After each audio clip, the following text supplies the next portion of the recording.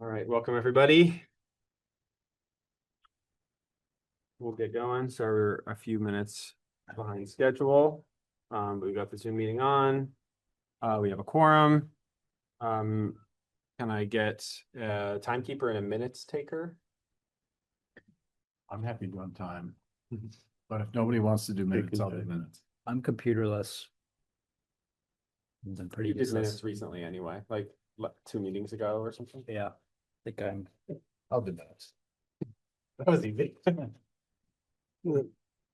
Does someone want to do the? I can track time. I feel like it's easy enough. I'm going to keep times for the Mount Mansfield TV. Okay, how about you do time then? If you're going to keep them for the, I can do both. I mean, I'll be doing it anyway. Oh yeah, go for it. Because I need to get it to they're short staff, so that I got an appeal. Get it in early tomorrow morning. So Oh, got it. Okay, great. Thank you, Ian. Okay, so moving on. Approving minutes from the 10th. I've got one thing on that. Okay. Thanks to Ian, who spotted. Yeah, I did have a point. Yeah. Yeah, my confusion, what the minutes start out talking about Trailforks. And then Trailforks became Trailfinder, which is totally bad, Oh, totally okay. wrong.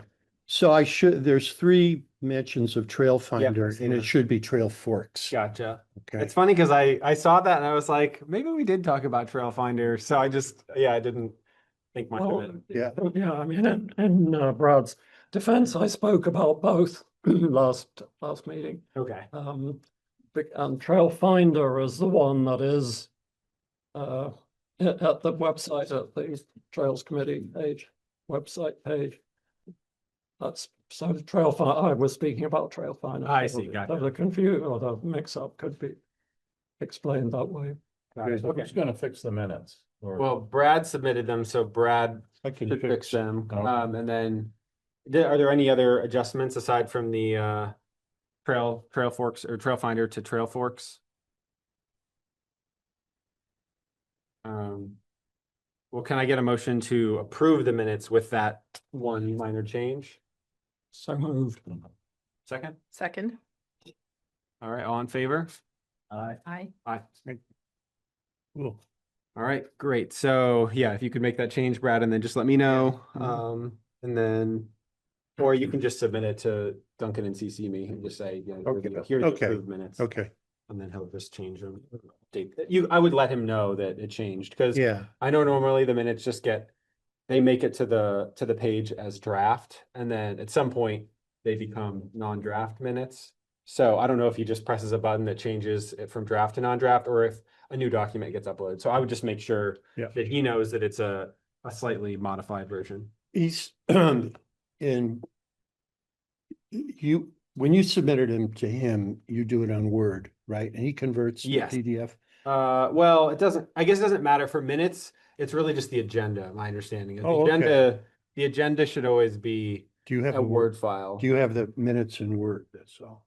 Do I? Yeah. If you sent me a I copy. did, and you didn't make any edits, any changes? No. Okay, cool. No. All right. If I make changes to minutes that get sent to me, I send them back to the minute taker and Yeah. tell them I made some adjustments. Perfect. So that way they can look at them before, because I'm not going to just change minutes and then send them to Duncan. No. So yeah, I didn't make any changes, so you can just make those tweaks and then Yep. just email them to Duncan, let him know, and CC me. Okay, any additions or changes to the agenda? Okay. Great. All right. Well, we'll roll right into discussion regarding replacing VELCO signs. So the background here is Nick Nevrisky, the former chair, I believe, of this committee.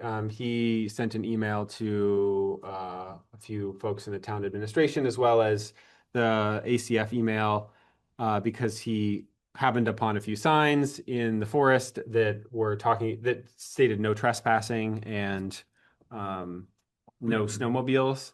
and was No ATVs. no, yeah, sorry, yeah, no ATVs, and was, confused about the signs and, when they went up and whether or not the town had sold off part of the forest, and was concerned about confusion for forest users, that they would run into the signs and then turn back when they weren't accurate. So, Is that at that wooden yeah, so fence thing? let me just share One my screen. place. So yeah, there's a few things going on here. And And I can give you the history if you want it, of how it occurred. What's it? yeah, if you wanna give us the history, Sure. right? You've got the So we were in the last year, or for over 2 years, we were negotiating with VELCO. They wanted the permanent right of way where their road is. And the committee and the select board were supportive of that. And the committee was also saying to VELCO, you've got this former bridge up under the power lines where they had run heavy equipment back and forth, but they took the bridge away and left the abutments, and it was to me, it was very, very dangerous. So that's like past that wooden, yes. okay, like It's down just that down the hill? hill. Yep. Okay, gotcha. So guys, take all the concrete blocks out. They wouldn't do that. And so we agreed that they put fencing up, and I said, So that's in there, like right. power line work. Yep, and they were adamant they weren't gonna take the 'Cause- abutments out. Maybe they'll use them again? They'll use them again in 20 years. Yeah. And then I said, in the past, we've had issues with ATVs, and what about you guys give up your right, because you have roads everywhere, to use the Western Vast Trail that connects the Kellys to VYC, to Andrews. No, we won't give that up, but we'll put up some signs. And I go, oh, that's a good idea. Because they agreed to put the signs up. So they put signs up that was not where we wanted them put up, and it turns out the signs aren't great. So we wanted no ATV signs against the Kelly's property. Oh, interesting. So this is still. This is in the middle of our property. I was always confused by that. Yeah, this Yeah. is, leading down to that abutment that has no bridge anymore, because they Right. removed the decking from it. And then there's another sign that It's a is little ways up much- the west. Yeah, end. it's just a few feet up. Right. Oh, yeah. It's the Up the it's the Vast. trail that connects, it's the old Vast Trail that basically connects the western side of the forest up to the Kelly's property. And You're those on the signs, interesting. those signs have been there for a year and a half. Yeah, I would think that they went up around the same time that the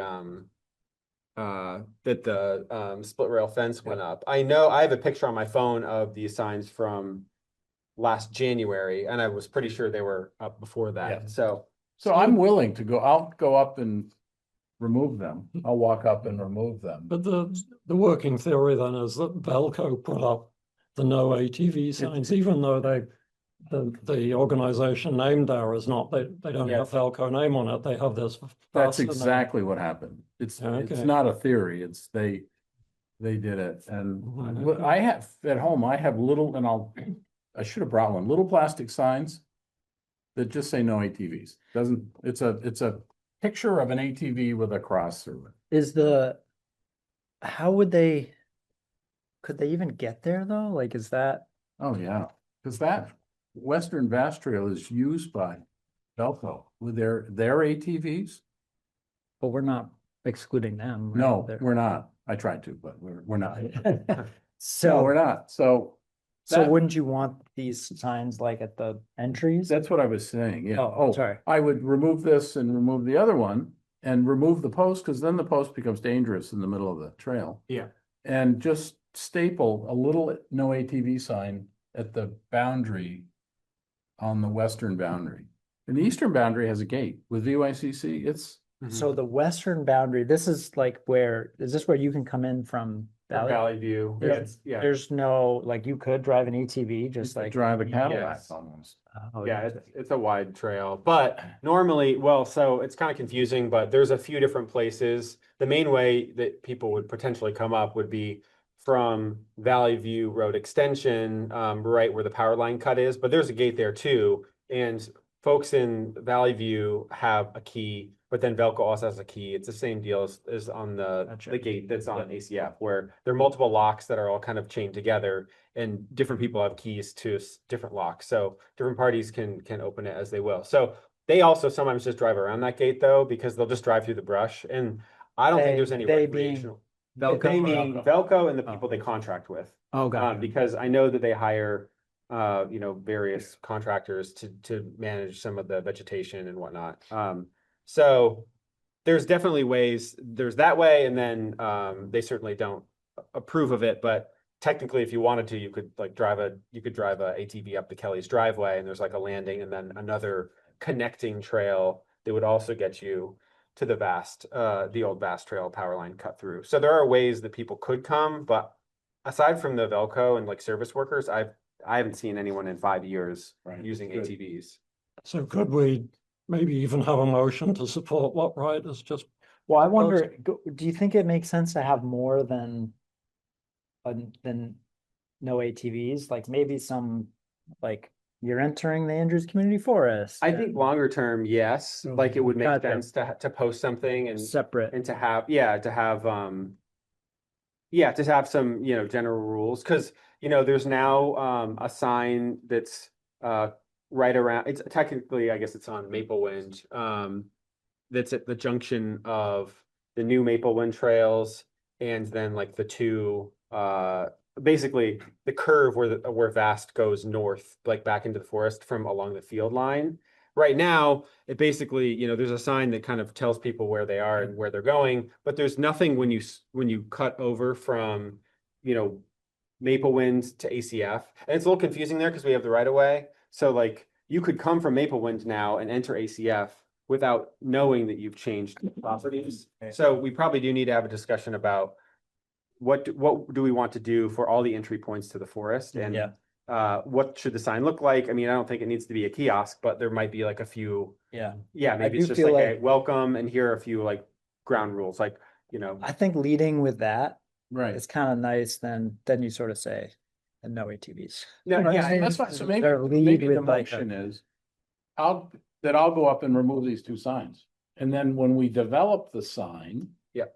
And install it maybe in the spring, then we're ahead of the game. and if we're lucky, maybe we'll be through the management plan stuff. And, Right. if we have finished, then we'll know the actual rules, right?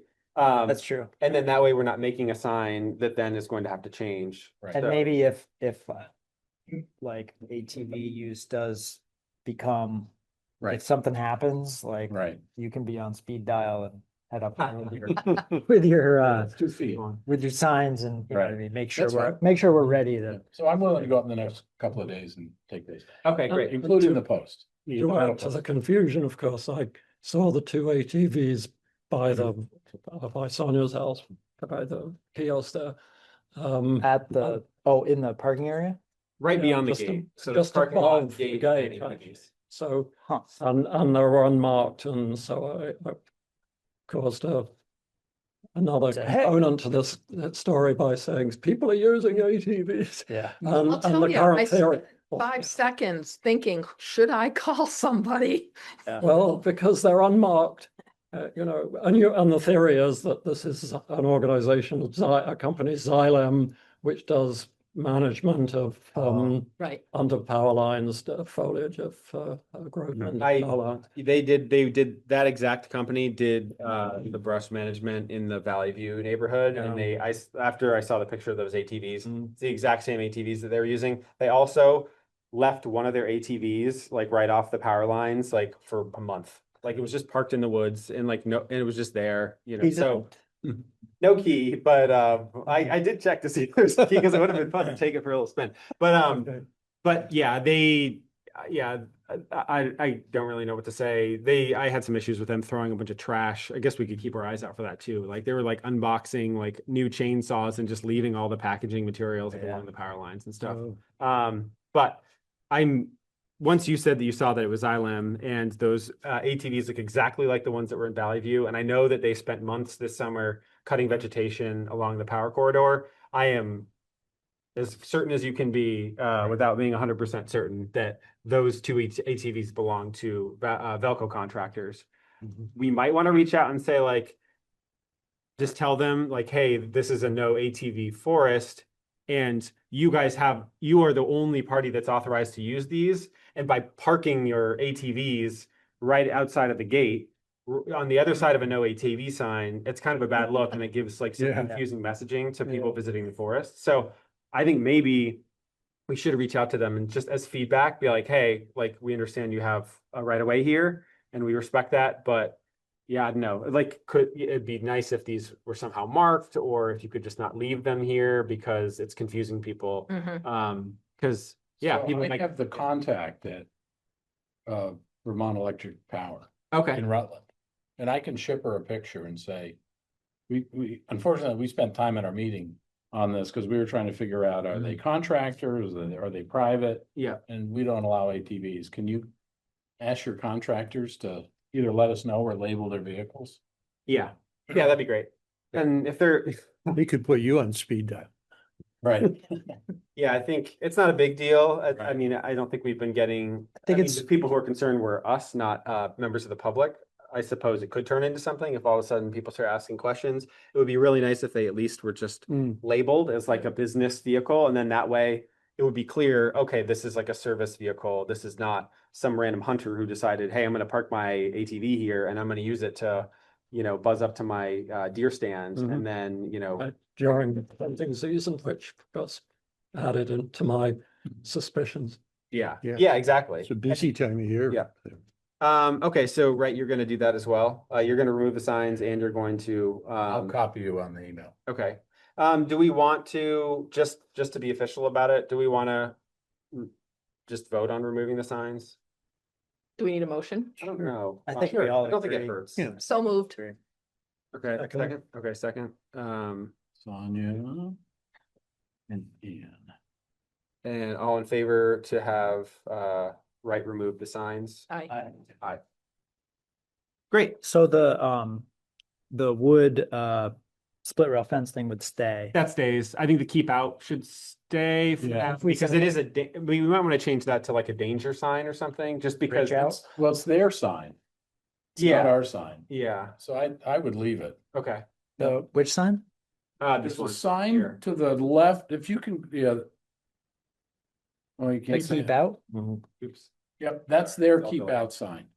But isn't it really highlighting? It's like they put up when they said they wouldn't remove the abutment, they said instead, like, we want to keep the abutment, but we will put up a fence for you. And then when they put up Okay. the fence, they put the keep out sign on it. I think there were two. There was this one and there's one further down, but I think it I feel like we could crossed from the sign. change that language so that it wasn't kind of harsh. Do you want to ask, Okay. do you want to ask them as well? what I think their- we can just change it. Right, but that's another, can we leave it? I think Because we should leave it for now. leave it for now and we'll come up with a better sign. I think you could flip that thing over and just write. Danger? Yeah, there's a, Okay. exposed abutment ahead or something, Right. or, I think that would My issue feel with so them- much different. Right, like- my issue with them is liability. Yeah, because they are the ones liable if somebody gets hurt and they have insurance. So if we remove their keep out sign, that might actually, that might affect their Very. insurance or something. Other people, yeah. So Yeah, but- I'd say we leave it until at least we've confirmed with them that we could update it or change it. Keep out of what? There's no effective communicating of a danger there. Danger. That's like saying keep out 'Cause we instead of, want- floor is slippery, like, call out the thing that's the issue. That's a better, Okay, you know what I mean? Like you do need to address the reason and the actual danger, not danger, like bridge out. I guess what I would say It's- is, I think that's the much Turn back while there's. smarter. so, what I will note is that these signs have been here for, close to a year and a half, certainly well over a year. I don't think keeping this keep out sign up for another month is going to be a big deal if we want to talk about it further. Oh, yeah. Wouldn't that be perfect? Or I guess not really washed out. Any of those, really. So Okay. don't those feel really like? yeah, so I just Reasonable. Googled bridge out, danger, bridge out. Oh, okay. 'Cause if it's- Danger, bridge out ahead. That's, Ah, The that red one? feels, yeah, that feels like. Yeah, we might want to look at a few, because that almost makes it seem like there should be a bridge there that people will then expect in the future. I think that we should allocate, maybe, I mean, I guess we could do it now. We could just look at signs and figure it out now, or we can If you allocate. guys feel like the keep out is, I guess I don't want to remove it without replacing it with Right. something, and I'm a little bit worried that if we change the signage that was put up by VELCO, and they're the ones who are ensuring that area in case anyone gets hurt, that if we start messing with the signs that they put up, then suddenly that might affect how their insurance works, or and I think we should be easy to work with and good. I mean, they're not really our neighbors, but they're good partners to anyone who's operating in the forest, rather than just ripping their signs down and replacing them. I think they should be in the know.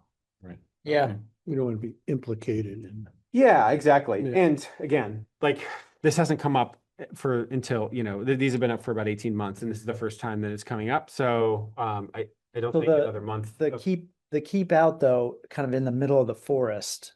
To me, like the reason It is, but it's Nick not sent that leading. email. It's not. It's on the edge of the forest. It's not leading anywhere. A It's few on the hundred, edge. a few So isn't hundred this the- feet in that direction, and suddenly you're on the Kelly's property. There are no trails that direction. There's a deep stream with the abutments, like where there's a drop off. So you basically have to climb down the abutments and then back up the other side. So it's probably 15 feet down, another 15 feet up, and then there's a tiny little landing with one power pole, and then after that, there's nothing. And the power lines are up. The power, it's very steep and rocky, and it goes straight up to a lookout that's on the Kelly's property. So there's really nothing traversable in that direction. It's like, I just don't. How about this? Just, why don't we propose to VELCO that we get a sign like this Yeah, that says danger, bridge out ahead? Does that work for you?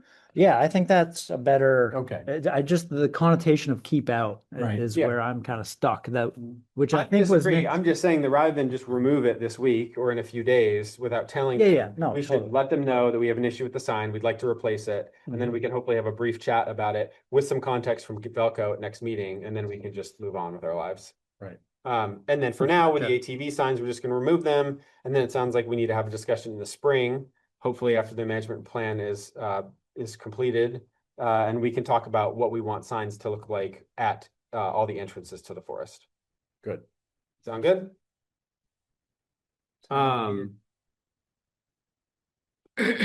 So we're a little behind here, but hopefully we can make quick work of this next one. Updates on trail management.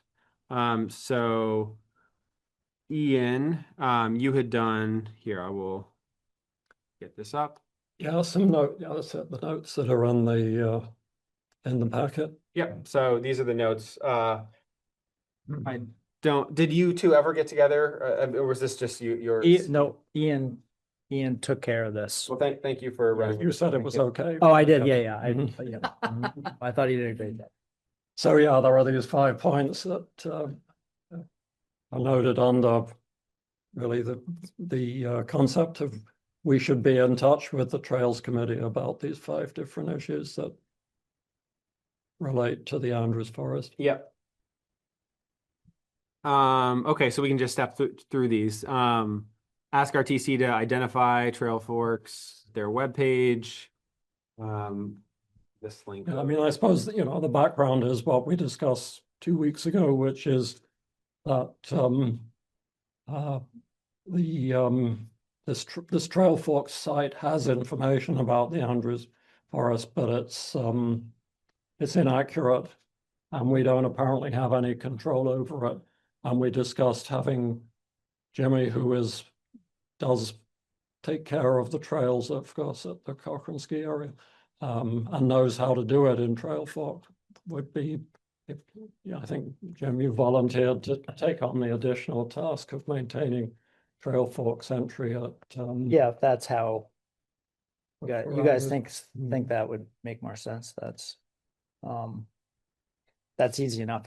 I think it might still make sense to have an admin account for the Trails Committee, or I'm sorry, for the Andrews Committee. Or maybe the Trails Committee could have an admin account. Maybe that's a better town entity to be in charge of that. Yeah, So so there is a responsible person yeah, who's responsible for Yep. for any rate. but the Andrews the Trail. trails can get past, you know, the ad, like that's how RMT was managing the Trailforks admin stuff for the trails on our land. And so we asked them to, you know, hand over those trails, basically, not, you know, to pass over the control, the editing control of those trails, so we can open and close them and, you know. And are those fully within your control, or do they still have access to make changes as well? Nope, they have, Fully controlled by you. yes, Okay. yes. And then I can, so Adam Morse, he's the executive director of Fellowship of the Wheel, which they do like Sleepy Hollow, Heinsberg Town Forest, Karst Hill. They've got all these little trail networks around that they manage. He has helped me to mirror, like if he closes the trail networks for rain or whatever, he also closes the Cochrane's trails. He has the admin authority in the system to open and close our trails as well. Just because sometimes if we don't, everybody comes here. Everybody comes to Cochrane's because they're like, oh, they're still open. Oh, good. Even though Fellowship will close everything. Cochrane's They open, should be so- closed. And they should be closed. Okay. So he and I just kind of work together on that. But so he can open and close ours. And I've, you know, just given him that that control. We could do something similar with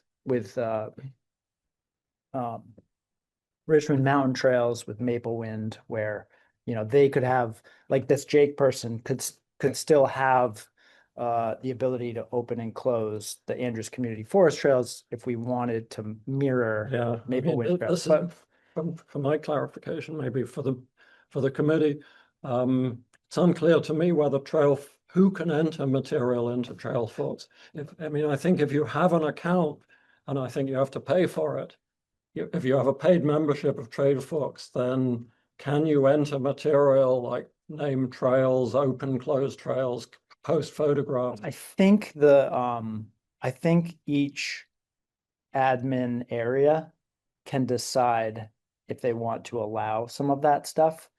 Like, I know one of the powerful things about Trailforks is that people can, you know, like, add these notes that say a tree down at this spot or a picture of that type of thing. I'm not crazy about that. I prefer that. And there's an alternative, which is that Trailforks identifies this committee and our Gmail email address as the contact. So if you see a tree down, then you send an email to Andrews Community Forest is at gmail.com. You're saying it should be that?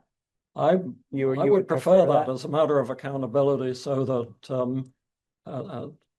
we, as a committee, have control and authority and responsibility for the information that's at Trailforks. Yep. So what if it was, I'm trying to think of how, I think the emails. Yeah, so if the Trails Committee had their own,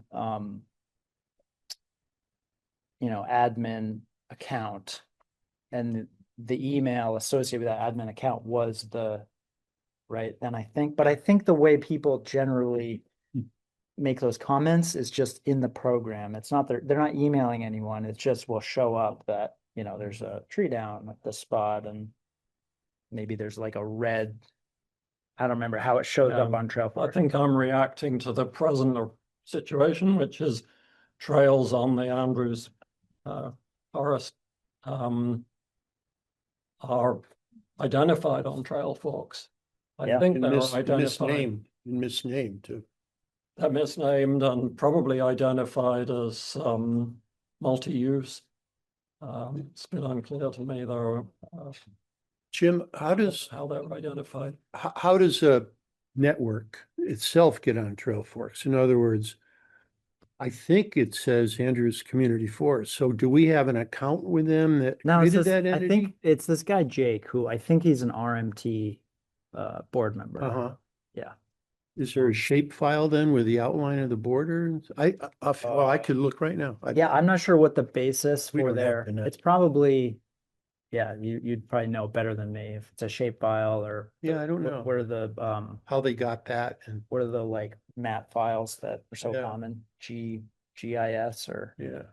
um, But then Yeah, I'm not we totally could sure. theoretically tell them that within this shapefile, here's who can make changes and nobody else, right? So we don't have ad hoc entries up there, which could, mislead yeah, yeah, people. that's not like on our account, nobody can change Yeah, anything. so if we got It like is- an account or whatever. Yeah, But you registered- did for Andrews Forest, somebody added trails and. Somebody, gave yes, names which to- is, this is exactly what happened with us, and this Mhm. is why I Oh, yeah. took the time to get an account, because I did Mhm. not want RMT to be managing trails that were not a part of their Mm, actual purview, which is, this is exactly the same conversation. So Mhm. it's very, Okay. and it has been, and they were great about it, and it's very easy to transition to where the people who are making these decisions about the trails have control over Trailforks. Mhm. And Trailforks is not a pay, you can pay, and I think the main benefit is that you can download,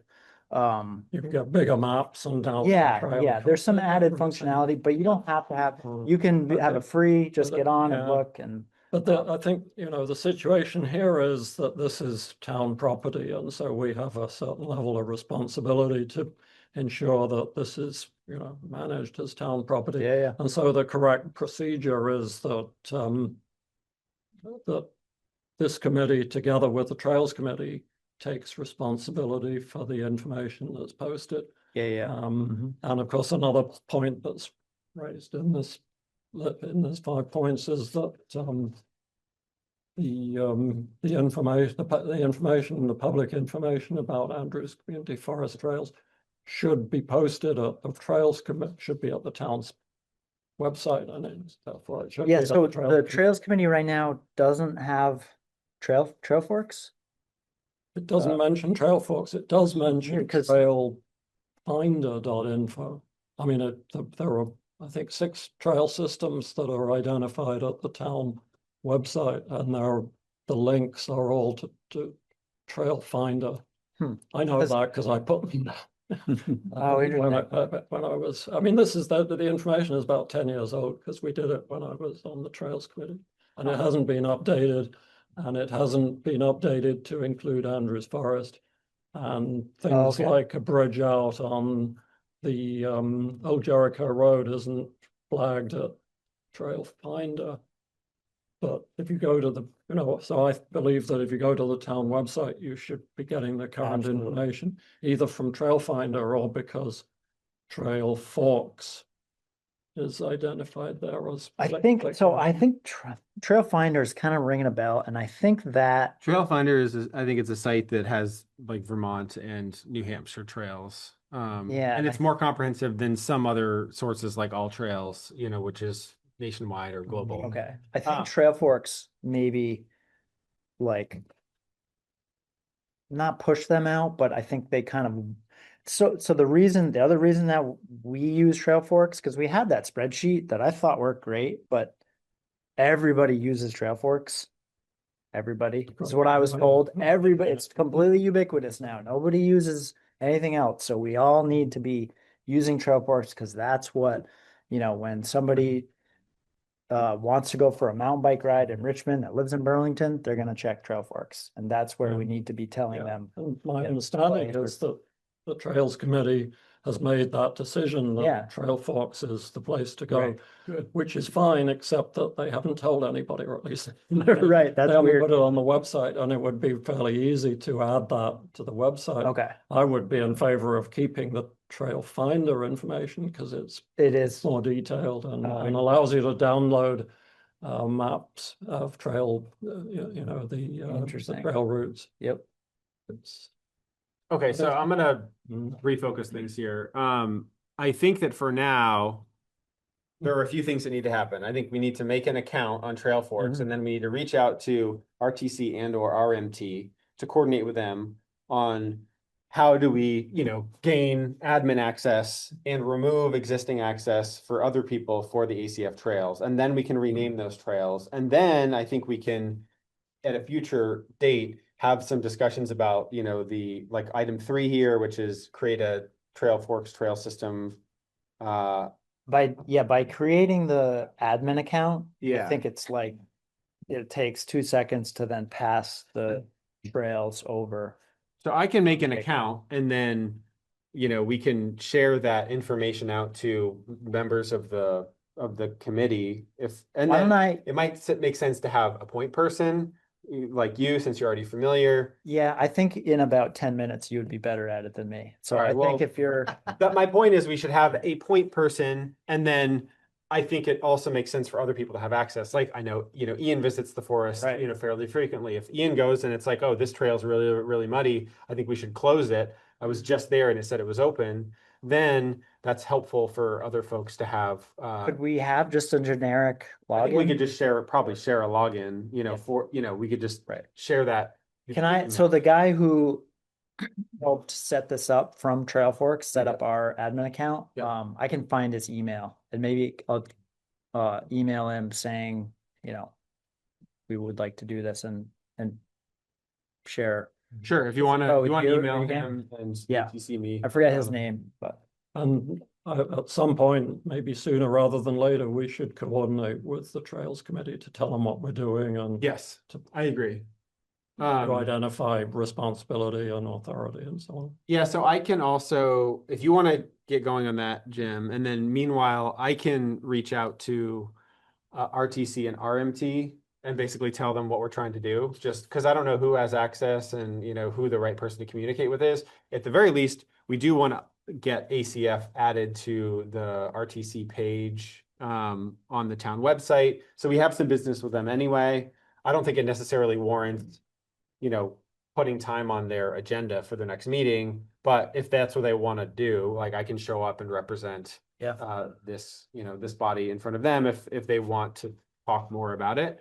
But I think it's a completely reasonable request that we would want to have control over. how would the RTC, that was a page on the town website, Yeah, it's right here. and how does that get changed? So much like the ACF that's. page, it just gets changed when you ask Duncan to change it. So like You tell him. Brad and I had coordinated, and then Brad really did most of the work to reorganize the ACF page, and then basically told Duncan like, hey, this is our vision for what we want the new layout to be like, and then he changed it. So but rather than tell Duncan like, hey, we want you to change the trails Yeah, page for us, No, they no. might be like, what's going on here? Like, No. I don't know what the We could put the link on. They the probably process is. wouldn't notice. So we can, yeah, we can link out to them, but we can, I don't think we can change their page. So yeah, I think if you want to find that contact you Yep. had, Mhm. meanwhile, I can reach out to RMT and RTC and tell them, hey, we are trying to formally adopt Trailforks and do a better job managing the trails in ACF. We would like to be the admins for those trails. Do any of you in this email thread know who controls those trails and how we can get that admin access? Yep. And then maybe I can lean on you a little bit if, you know, because it sounds like you're already familiar with the system.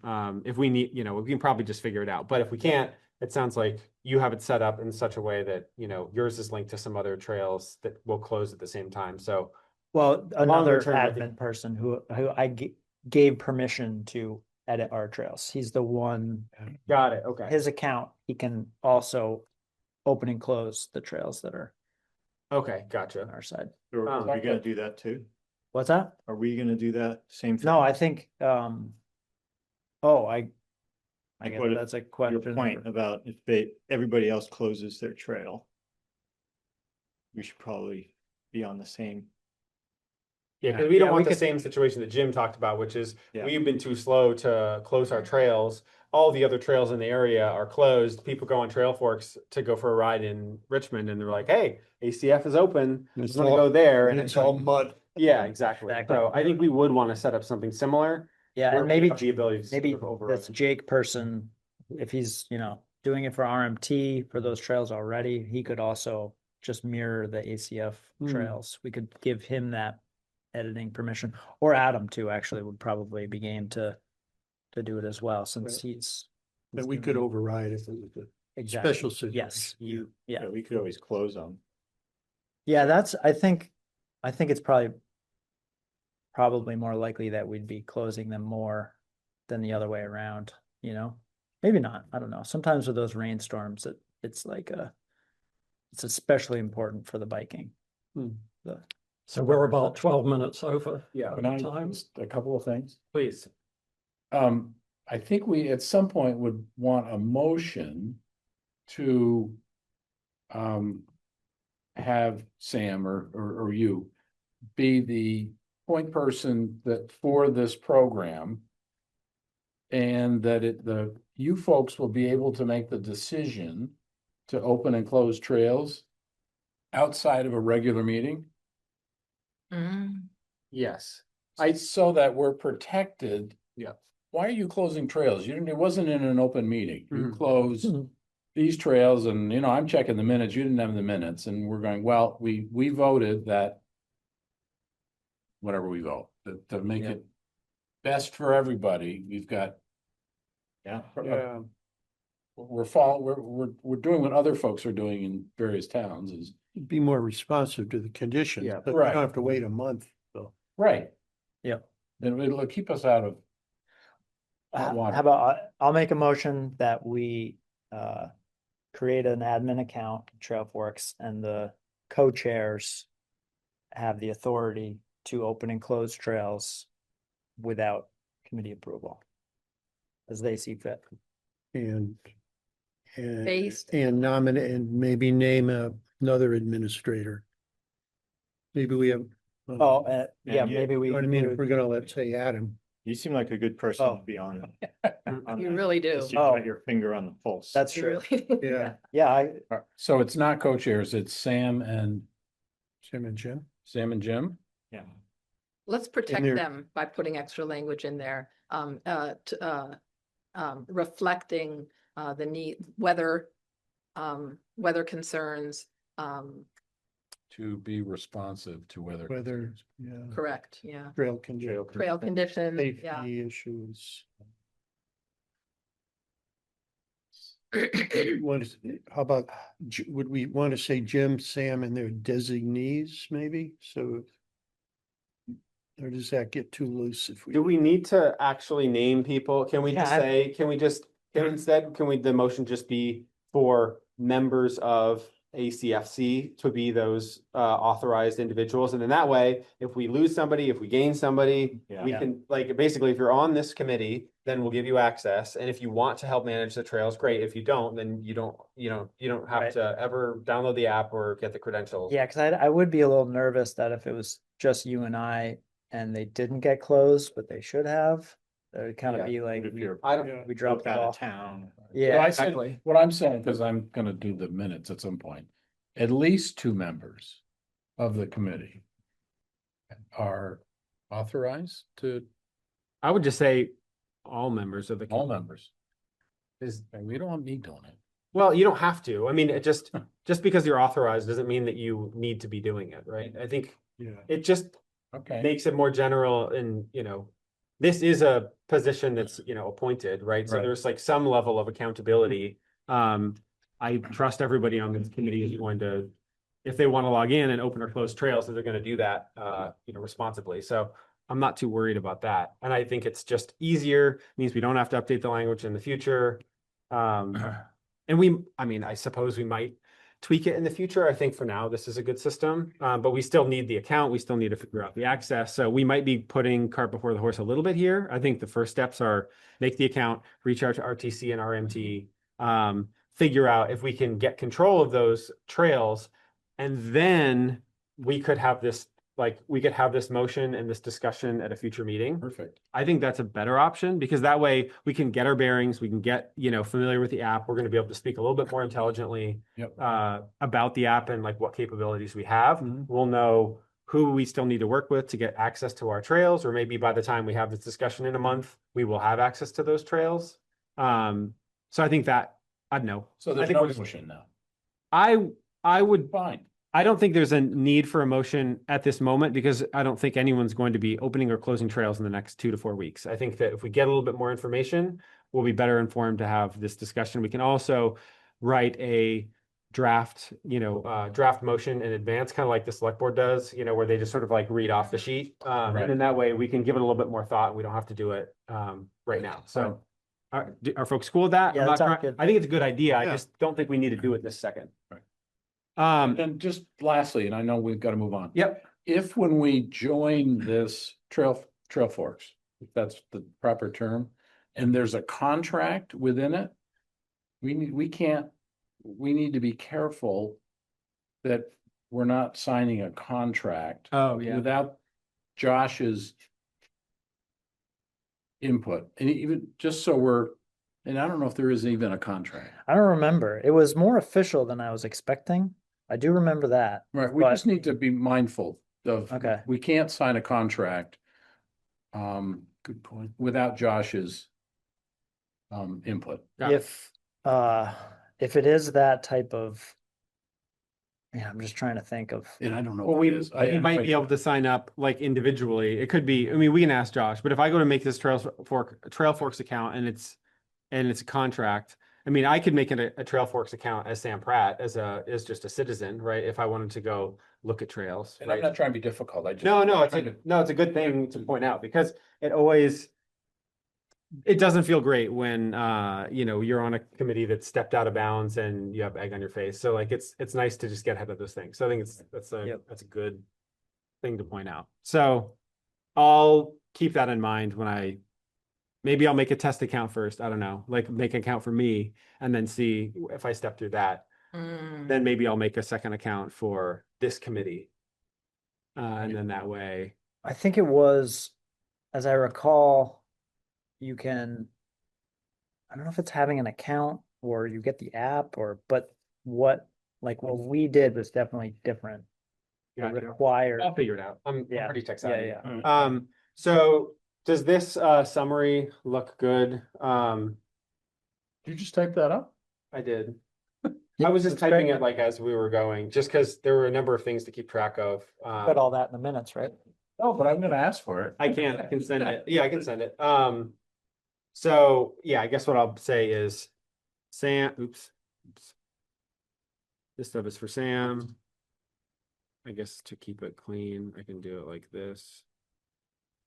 Jim. And then so something like this. So I'll make the account, I'll reach out to RTC and RMT, see if I can't get access. I guess, The fourth bullet, maybe, so the default is yeah, they open and close, but we can override that we can Yeah. tweak that. Yeah. That's all. and I think we can discuss this further, Yeah. in the future. I mean, I suppose I could even just take, I guess I could put these under future. So like for now, really, these are just the action items. And based on what Bright was just saying, the second bullet maybe should include notify town administration. I think that's what. Bright Well, was it's suggesting. beware of potential contracts when signing with Trailforks. And Well, make account for ACFC, so that would be, Okay, well, add to that, inform Josh, I mean, this is, right, whether it's a legally binding contract Right. or not, it would be polite to tell him what Right. we're doing. Yep. Or helpful. good. Cool. So these are our marching orders and things to consider in the future. So we'll probably have more of this on the next agenda, if not the one after. I know we've been on this for a while. We definitely want to do this. I think so. Yeah. I mean, Okay. yeah, it's being done for us. That's the thing. I know, that's the thing, and So it's we like, kind of gotta, but we could push back and just say, we don't want to be on Trailforks. We don't want that level of, yeah, well then you could end up in a situation where you're consistently, people are putting those trails back on the map and then you're not needing to find out who has admin access and reach out to them. And I don't know how that all works, but if I wanted to put a new trail into Trailforks, I'm sure there's a way to do that, right? So if we're not going to own those trails, there, and other people could potentially add them. And there is like, that has happened where some of the trails, like, you know, the Barrett's trails and the trails on the Beacon land they don't want them mapped, and they've showed up on Trailforks and Well, we can cross that bridge when we get there. I think we can they've start been by taken off. getting admin access, Yep. you know, taking ownership of those trails. If we hate it, if we feel like it's not working, true. then we could talk Decide. about removing them from Right. Trailforks good and see what thought. that process looks like. But I think for now, Okay. if they're gonna be on there, we should be the ones in control of them. And it is, we're showing that we're trying to market the forest as well. Yeah. Mhm. Are Sort of we a good trying to bait. market the forest? Cause I don't Well, know that we I should. know I get heat for, you guys are so slow Oh, interesting. and getting stuff going on. This is, we've owned this for 6 years or however long we've owned it. Yeah. And they aren't doing anything. But that's, I mean, the other side is like, we don't, I guess I'm going on the record saying this, but we need to be careful We do need to about be careful. Right. marketing, you know, Right. Oh, yeah. getting course. like, that could also be. Jim, getting- is there is there a place on Trailforks, say, where you could put a link to, say you had a publication about your, you know, biking trails, hiking trails, whatever? That somebody looking at Trailforks would say, well, that looks interesting. I want more information. They click on that. Oh, Offhand, you know, I, because it could be a way for us to deliver, you know, kind of our rules and regs, our Yeah, right. maps of sensitive areas. that's a great question for this Yeah, guy. or we I- could look at, I yeah. could get an account and look too. Don't worry. Yeah, I think we need to get a little bit more familiar with the Yeah. system. Okay, I think in the same vein, be helpful to have a contact information to contact the town Yeah. committee responsible for these trails. Use this email address. So Yeah. that, you know, if somebody sees a trail down or something, they, I think, they yeah. know who to. That could just go to the Andrews Committee for us Gmail account. Yeah. Cool. All right. We good on this? Can we move on? Yep. I'm sure we'll talk about it more in the future. And I will send this to you right Thank you. after the meeting. Okay. So a little bit behind, but that's okay. I guess we're back to our favorite topic. Right.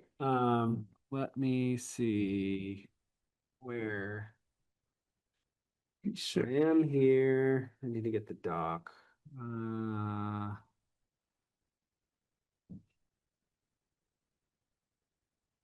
Signs, agenda. It's this one. I should count and see how many versions of the rec section I have in my Google Drive at this point. Because literally every single time we do this, it's like there's like a before version and there's an after version. I guess technically they connect to the next meeting, but you know, there's one version per meeting. And sometimes there's multiple when we have comment periods. So I probably have like 20 versions of this. you're like duplicating them, or you just maybe? Yeah, I've been You're duplicating them because I don't know, it's nice to have the historical record of them. Mm. Huh? And so, yeah, I'll just, every time I just copy it and then I just rename it like before or after, you know, and then, so that way I know, okay, this was like after the meeting, like, you know, so I'll do this tonight, you know, I'll say like, you know, post November 24th. And then I'll know, okay, this is the snapshot of the rec section after we live edited it. Plenty of those. I mean, you inherited some from me and you've added to them. You know, we've got a lot of additions here. We've all Chain just of, got our, chain of custody. Yeah, right. yes. They have opened the latest server farm in Iceland. It's been named the Sam Pratt server farm. Oh, yeah. Yeah. Now I know why. Can I get royalties for that? Could have been mining Bitcoin all this time, you know, then. Yeah, that's should have started doing that 15 years ago. Yeah. Okay, so I guess last meeting we came so close, but we didn't actually finish the wetlands discussion. We were like, you know, 5 minutes short. Yeah, was it over the, I should look at the minutes. Hopefully, I guess if anyone joins, they'll say something because I had the revelation this past time that where I was asking about this bit about the ephemeral flesh. Because we'd seen we had walked up there a few weeks ago and saw ruts, you know, and oh, maybe we ought to change that sign and just close, quote, our section of the trail. It's not our section. And I've since got it into my head, no, that's Maple Wind. We have a right to go over Maple Wind. We don't have a right to close. Someone raised it, I don't know.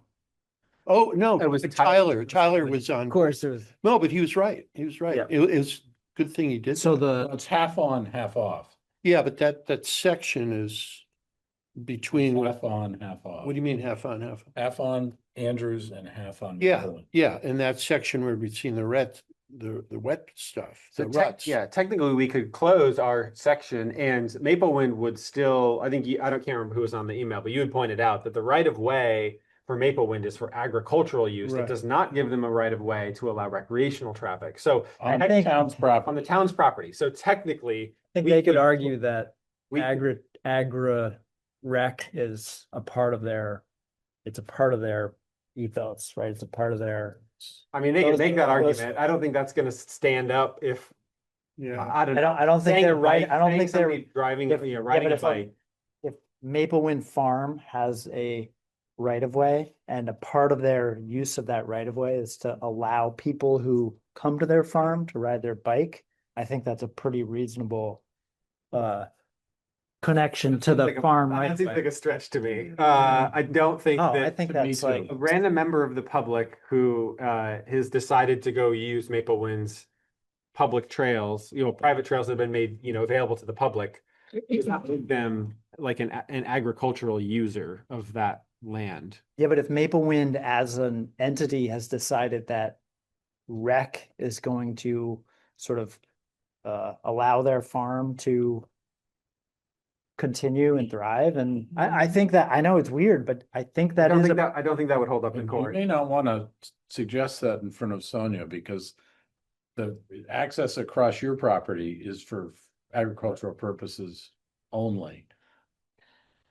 I don't, is that how a right of way like that reads though? Yeah, well, I went online and got the deed so that And does it, it says agricultural only. oh, right, so you couldn't like build a house or something? You couldn't use it for you couldn't use the road for, in my mind, recreation or like for allowing hunters to go in, to go hunting, or you It's like if VELCO decided to start using the road for cattle, you know, it's just like that's not an allowed use for them, right? Like they're working on the power line. right. You can't just Yeah, but say, You you can't can't just call call a snowmobile trail. It's not. Yeah. Snowmobiles are not agricultural. I guess for me though, if a farm has a farm store and they're bringing people to that farm store with, you know, a band on a Friday or like it is all kind of farm related, right? And Like, our easement um, says no commercial use. Thing. Right, and what did the Oh, that animals would get- want? It's that really, would what get dicey. did they want? What were they thinking when they sold the land to Bruce and Beth? What were they thinking? And I think a right of way for agricultural purposes along the existing woods road. Anyway, Yeah, I don't know if we Interesting. need to nitpick this right now. I mean, ultimately, we want to be good neighbors. We would like to put in a route around so that that existing trail could be used for farm vehicles, and then all other traffic would be clear of the wetlands, clear of that muddy section, and, you know, it would basically save that road for tractors, you know, or, you know, pretty much that's, you know, hopefully all the other traffic would go up and over. So I don't think we need to, you know, nitpick whether or not they're allowed to send bikers, you know, using their, you know, agricultural use right of way. Yep. It is an interesting thing to consider. But I think ultimately, yeah, I don't know. We could talk about whether or not we think that it would be allowed or not, but ultimately I think it would only really I don't know, we'd probably have to talk to the town administration or, you know, the town lawyer or something, and they would be like, yeah, absolutely, or no, absolutely not. And it's like, right. Yeah. that's not being very neighborly, right? So like, I don't think the intent here is to try to Squeeze them out. squeeze them out or like, yeah, ban access, but we can bring up concerns and say like, hey, Bruce, we've noticed there's a lot of bike traffic on this muddy section of the trail. We don't think it's great. Like, would you consider, I don't know, once we have the Trailfork stuff ironed out, then maybe it won't matter because we could, and once we talk about signage, maybe we could close the trail on Trailforks and then put up a sign and you say like, closed for mud season or whatever. But, Can I ask or a comment on the red? yeah, Shouldn't there be, if we're talking about March 1st through May 30th with a question mark, shouldn't there also be, November, December, that other swing months? That just popped into my. I think, I guess the reason was because of when we think the wildlife is using, right? Yeah, right. Okay, yep. But in fall, they are, I mean, the amphibians are, could be leaving. Some species will be leaving the wetlands to go into the woods and burrow. Yeah, We might just say, I would get rid of the ephemeral flush. I mean, no one's gonna know what that is. okay. And I don't know how well that coincides. The bears may be there before the flush even starts, But I would say to protect vital habitat Period. or in feeding and breeding, or just leave it at habitat and vital habitat and feeding and breeding areas. I don't know if that would qualify as, what is habitat? Well, I think that Does that cover it? I You think the think- during was helpful because it's basically telling people like, why is there a temporal, Yeah, yeah. closure here, Yeah. So I think it's helpful to say the reason, we're not just saying like, well, this is important. We could say the same thing about like, dry oak or whatever, and, or like a Yeah. hemlock and say like, oh, well, we're just going to close it from June to July. And people be like, well, why? Yeah. Yeah, So we could say Right. like, well, it's vital habitat. And they're going to say like, okay, well, why? Like, why is it June and July? And then we'd have to say like, oh, well, because those are the hottest months and, they need shade or something like that. But I think we want to say like, this is why we have this specific closure. And it's Mhm. because in the spring, that's when, wildlife is at the highest risk and they go to the wetlands, as a lot of times for food, like Yeah. for food and water, and I guess breeding too. Like, I mean, I'm not an expert in all those things, so I'm not sure. Well, the amphibians go. Sure, it's definitely, important for amphibians, but also, Some wetlands, birds. if we're talking about seeps and stuff, like those are the places that turn green first, right? So if you want to see a moose in ACF, you're most likely to see it, in like a seepy area in the spring. Like I've run into a moose in ACF before and it was, really? yeah, Cool. and it was in the spring, because it's lower, lower elevation, and I guess, it was like the conditions were just right. But animals that have been trying to survive all winter are now seeking out the places that that have, green growth first. Where was it? It was actually not too far from the power lines. It was just north of the power lines. Think coming from the wetland by the Vashon. I probably wandered down and that main wildlife corridor and then like kind of swung off to the right. Somebody was showing me, I can't remember who it was showing me browsing evidence of moose along the power line where there is some. Where they Stripy maple, maybe? No, hemlock or. Oh, wow. It's a conifer. I can't remember what it was, fir tree, but it was up too high for deer. So Interesting. you could see where they had lopped it off. But So ultimately, I think, what like the point here is that we want to point out to folks the reason why we are closing or we're trying to buffer out the wetlands during this March through May period is Mhm. because this is when wildlife is the most vulnerable. These are the places in the forest that are going to be the hot spots for wildlife going to feed and I guess potentially to breed. I don't want to necessarily put something in there that's not true. It's like, Yeah. Well, breeding would cover the amphibians and birds. and I don't know, like are amphibians breeding in, March? I mean, I guess they're Yeah. not, I mean, Oh, God. I would, yeah. That's why you're having the Save Our Salamander. well, it's true. I guess Yeah, I guess at the very end of March, some It years, gets- I feel like normally. If it gets warm, yeah, I see what you're saying. I feel like normally it's like pretty squarely in A little April, later. but Would anybody argue with just during periods of heightened wildlife vulnerability? yeah, I think that's great. To protect during, yeah. Periods of heightened wildlife. Need and vulnerability too. Well, it's the same thing. Keep it I in- mean, that's pretty well accepted. So that's a defensible Mhm, timeframe mhm. with wildlife. Yeah, Everybody knows it's well documented. are we cool with, I don't know why I had bolded the May 30th, because I think maybe You're wondering. we didn't know, like, is that the cutoff? I mean, I know like most trails open in June, right? Like that's like normally after bud season. Yeah, that's when, Beginning of June is when, like, you know, that's when all the hiking trails open, right? so I think that's a pretty good Or- window. Yeah, Unless anyone has any strong feelings about that. Looks great. Okay, so May is a 31-day month, isn't it? Should that Oh. be the May 31st? yeah, you're right. giving them another. Give them one extra day. Memorial But you know what's Day. gonna happen is everyone's gonna show up to ACF on the day. I mean, the only reason for May 30th is it's my birthday. But Oh, all right, that's go cool. back to it.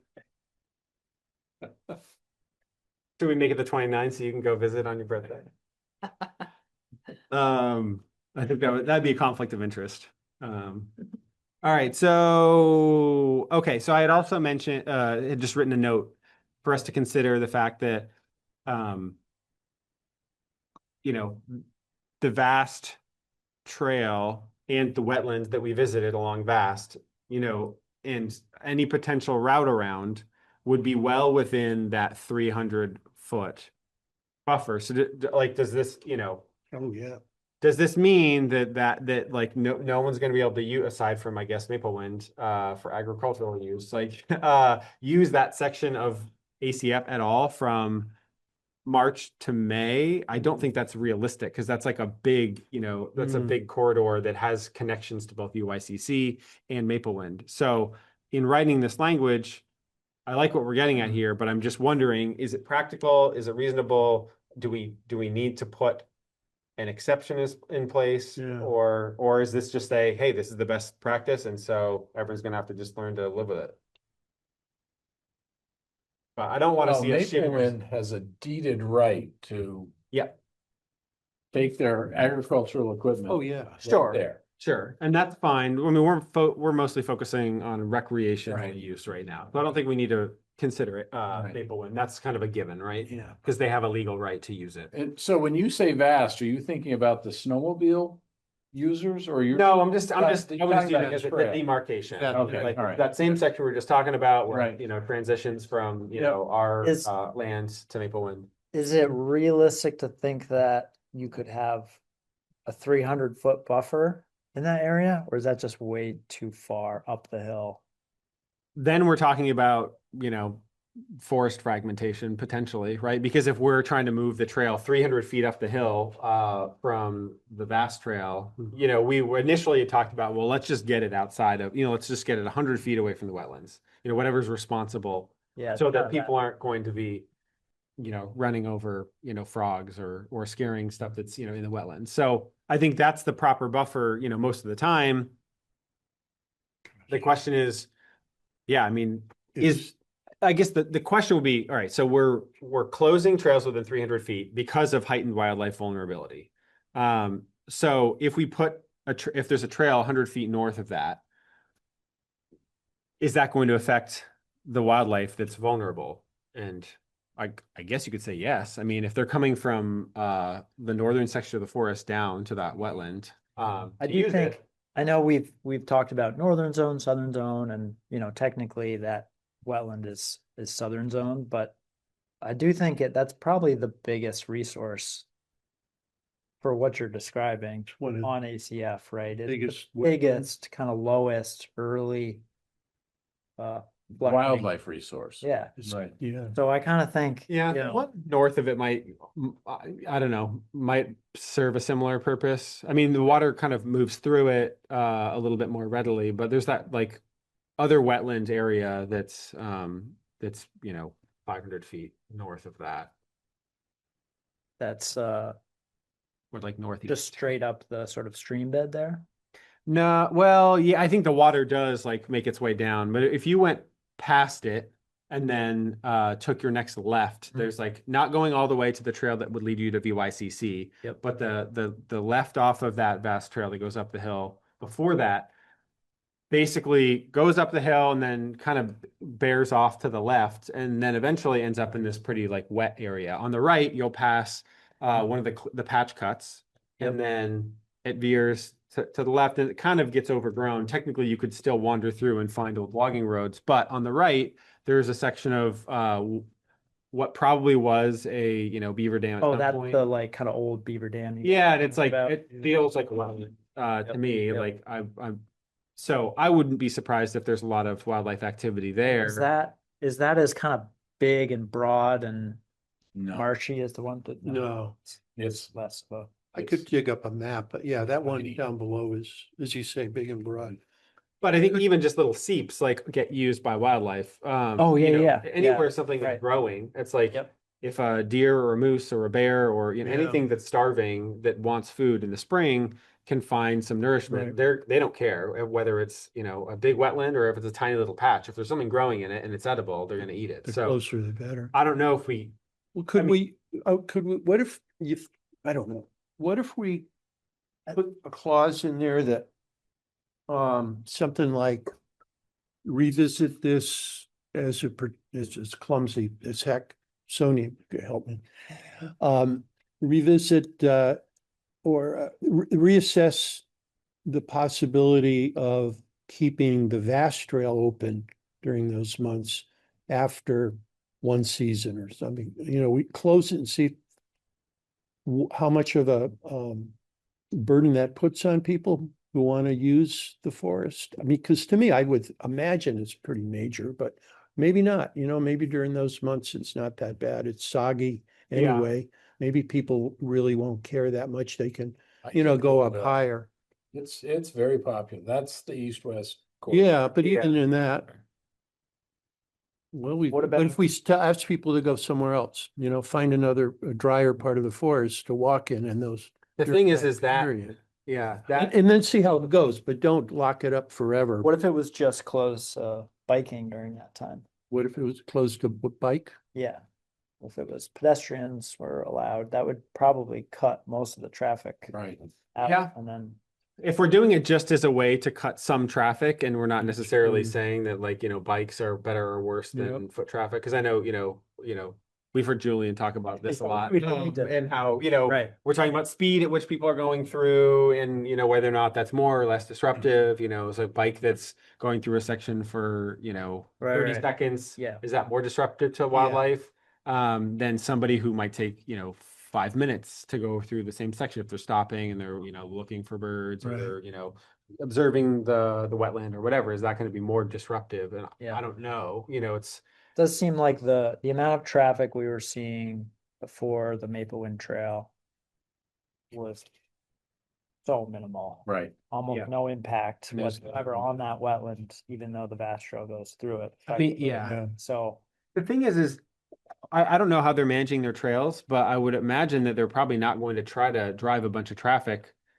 to the trails during. I mean, this isn't No, a I don't highly think- contentious window of time No, because it's really- most places it's like if you allow winter fat wheel biking, normally that's going to end probably by the end of March. Maybe we would run into more issues in the March window than we would in the May window, where if it's still very cold, what's that?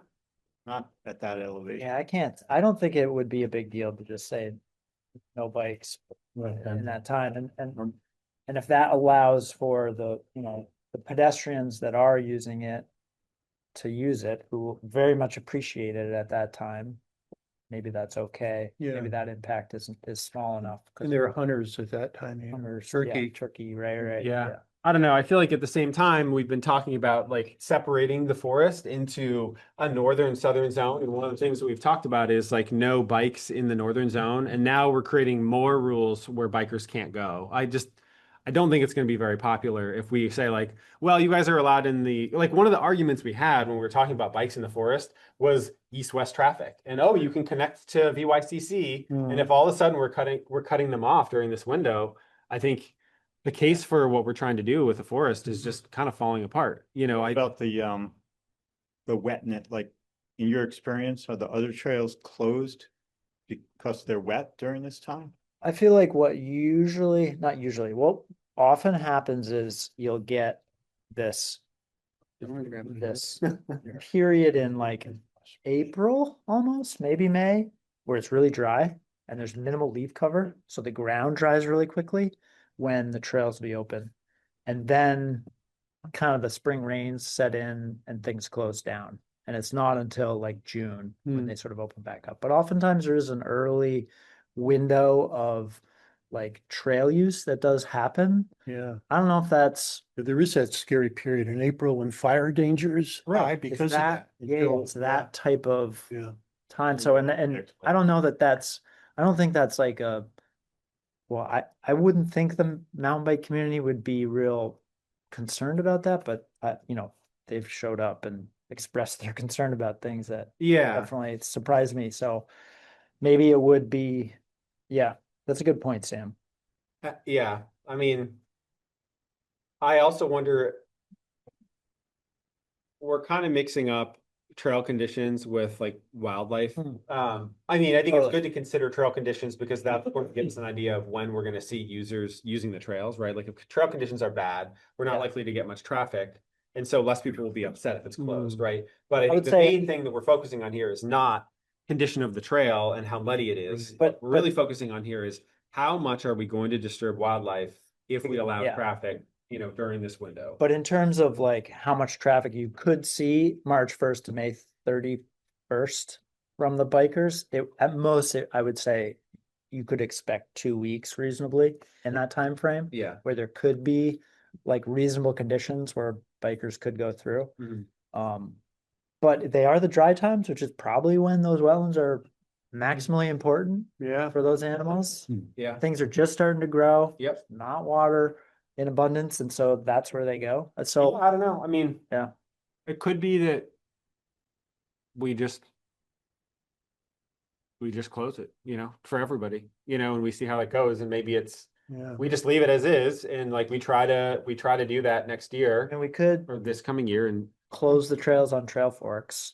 And we can't police, we're not policing, Exactly. whether most or not your pedestrians dog's on probably leash, will whether or never not know. it's a little easier to tell if somebody's been on a bike, on a trail because you can see the tire tracks. But we're not really policing use, and it's not like you're going to get fined or expelled from the forest if you're disobeying the rules. But we are trying to put responsible things in place. So yeah, we could just say, It's closed. don't use this trail, and if people decide to use it, then oh well, but a lot of people are Tourism. gonna see it and be like, oh, that sucks, and they're gonna find a different way. They're gonna turn around, they're gonna go back the way they came, or And it will encourage us to get the alternate route in.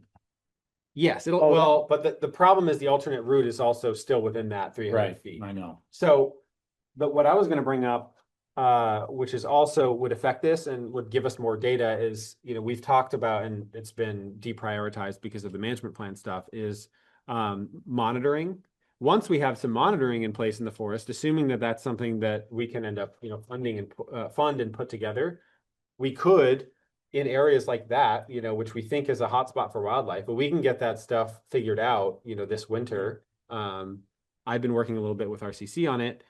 If we could get that ball rolling, then maybe we could get some monitoring up in place by March, and then we could see, well, what's actually happening on this stretch To get it between back. March and May. And if we determine it's actually not that busy, then we're not really missing out. But if we determine, yeah, there's, deer and bear and moose and whatever else is here all the time during that window, then that kind of makes our case for us, and we'll know, yeah, this is the responsible thing to do. And again, if the stray, user here or there ignores the sign and takes the trail, then what can we do about it? Not a whole lot. The other thing that Maple Wind section, the western part of that is going for it. It's at the outlet of the central wildlife corridor that Yeah, Arrowwood is mapped. True. You know, is for special Yeah. protection. So it's really both wetland and corridor. Mm. It's where Right. that really leaves the property. Yep. And one map I was just looking at shows a second wetland over there. do we have like somewhere in here, if there's like a reevaluate? I feel like it wouldn't necessarily need to be under Yeah. wetlands, but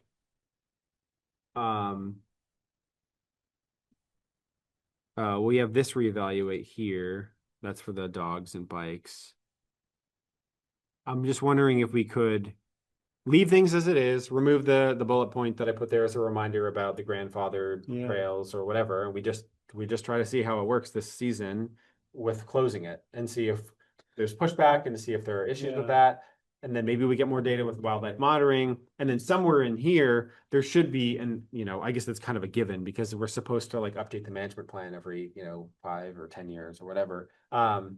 We should be reevaluating things like that and be like, hey, is this working? Mhm. I don't know if we need to spell that out explicitly or if it's just kind of, implicitly understood that we're going to be keeping an eye on these types of things. Yeah. I think it would hurt. So, monitor and reevaluate, add monitor.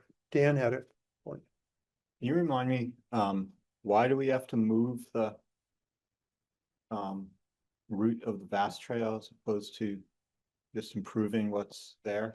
Because the main reason is we've talked about putting in like a boardwalk because it gets so muddy. There's really no other way to traverse that section. However, you can't put a boardwalk on that trail because it needs to be, farm equipment has to be able to go on it. So if you just put a boardwalk right down that existing trail, all of a sudden you can't drive a tractor down it. And But you can't just improve the trail, put culverts in. It's a class 2 wetland, so the state would be involved in all of that. Yeah. Where if we rerouted the trail north out of the wetland, the state doesn't have. They want us to do the right thing, but they don't have oversight. Yeah. Yeah. So and that's even a some of what we boardwalk, talked- I think yeah, Tina. we would have to get permitted with the wetlands program, Right. which should I think their programs wouldn't be terribly difficult to navigate, but it would have to be delineated, the wetland, which is expensive. So, The state doesn't do it. They'll like Yeah. verify, but they won't actually do the delineation themselves. So we talked about a lot of the stuff with Tina. Basically, her recommendation was if you just push this trail up the hill by, 75 feet or whatever, then you basically avoid a lot of this, like red tape. And you can basically just put it in. And also it's way less wet up there. And there's a couple of stream crossings. But you could basically just do like a couple small bridges instead of like a 200-foot boardwalk. So it's just going to be a lot cheaper. and I see. easier. I forgot, the other thing she pointed out is that when you get a wetland permit, you have to show that you could not avoid the wetland. And she would say, you can avoid this wetland, just put the trail over there.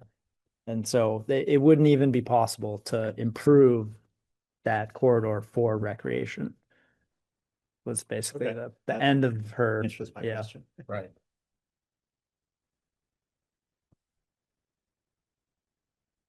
So, Yeah, I did a lot on that walk. yeah, I know.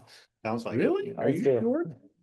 Yeah. So we were building a house, we could put it right here, but Right. not for, So we might be covered under this point. Adapt management of recreational trails is dictated by user volumes and their ecological impacts and using closures or reroutes where appropriate. I would say that that's enough that we don't need to write another bullet here that says revisit every year on seasonal closures or to put anything explicit in the wetland section. I think we're covered and we'll know to talk about it because either people are not going to have anything to say about it, which means it's going fine, or we're going to get a lot of feedback from people saying, why are you closing this section of the trail? And we're going to be forced to talk. So I think there will be, ample reminders to revisit. So yep. I think we can just remove that. Good. And then we can turn this black Wow. and then we can move on, right? and so it's definitely not possible to get 300 feet away from that. You think we're kind of always going to be within? We can consider it, when we talk about the trail reroute, I'm sure we could have a conversation about, hey, what happens if we try to push this up 300 feet? But to me, that seems like it's unnecessarily fragmenting the forest.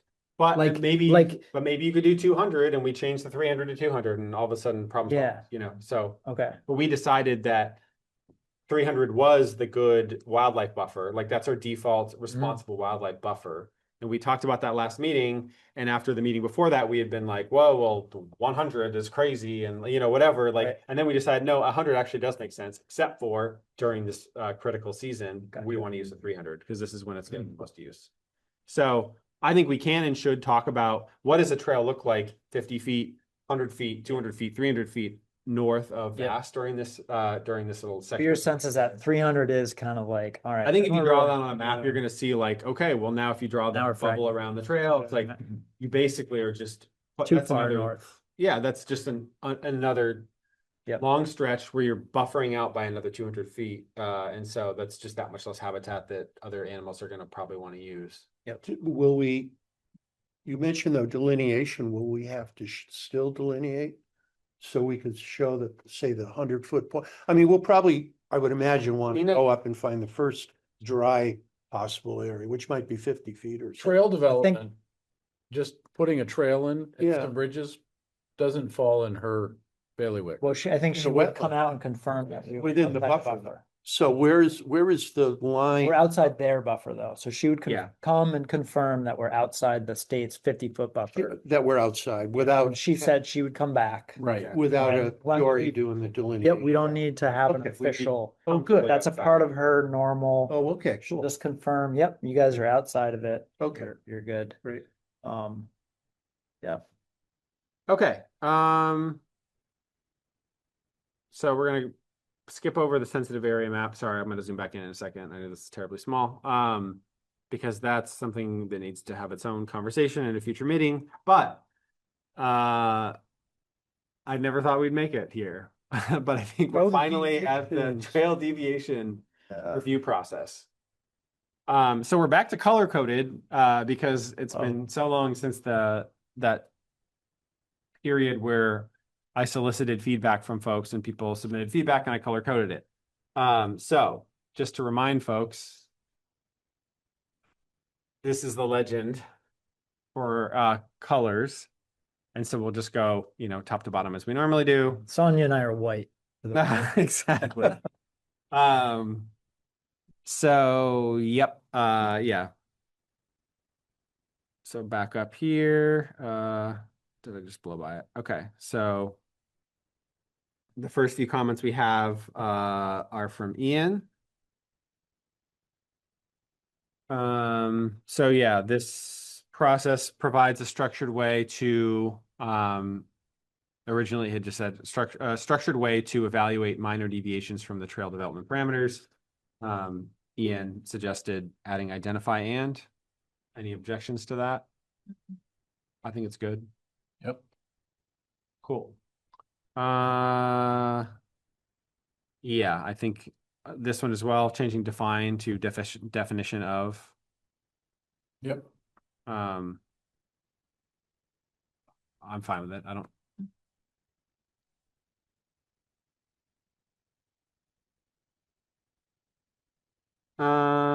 Yeah, and this is also more clear. Before it had said, yeah, set clear criteria to distinguish minor versus major deviations.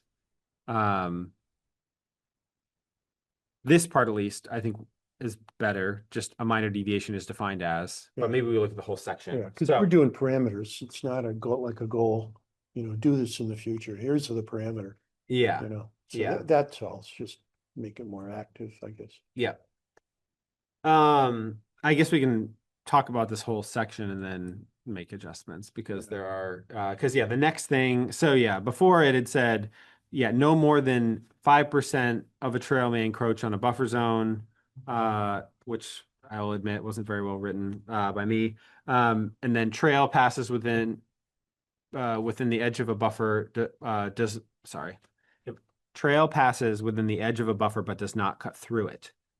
For example, skirting the edge of a 300-foot zone, not crossing through a vernal pool EPZ. And Brad, this was you, I believe, in red. think Red. red. Not the green, yeah. Yeah, Ian's green, Oh, you're okay, red. okay. Oh, right. I know it's been a while. Okay. So let me see what I said.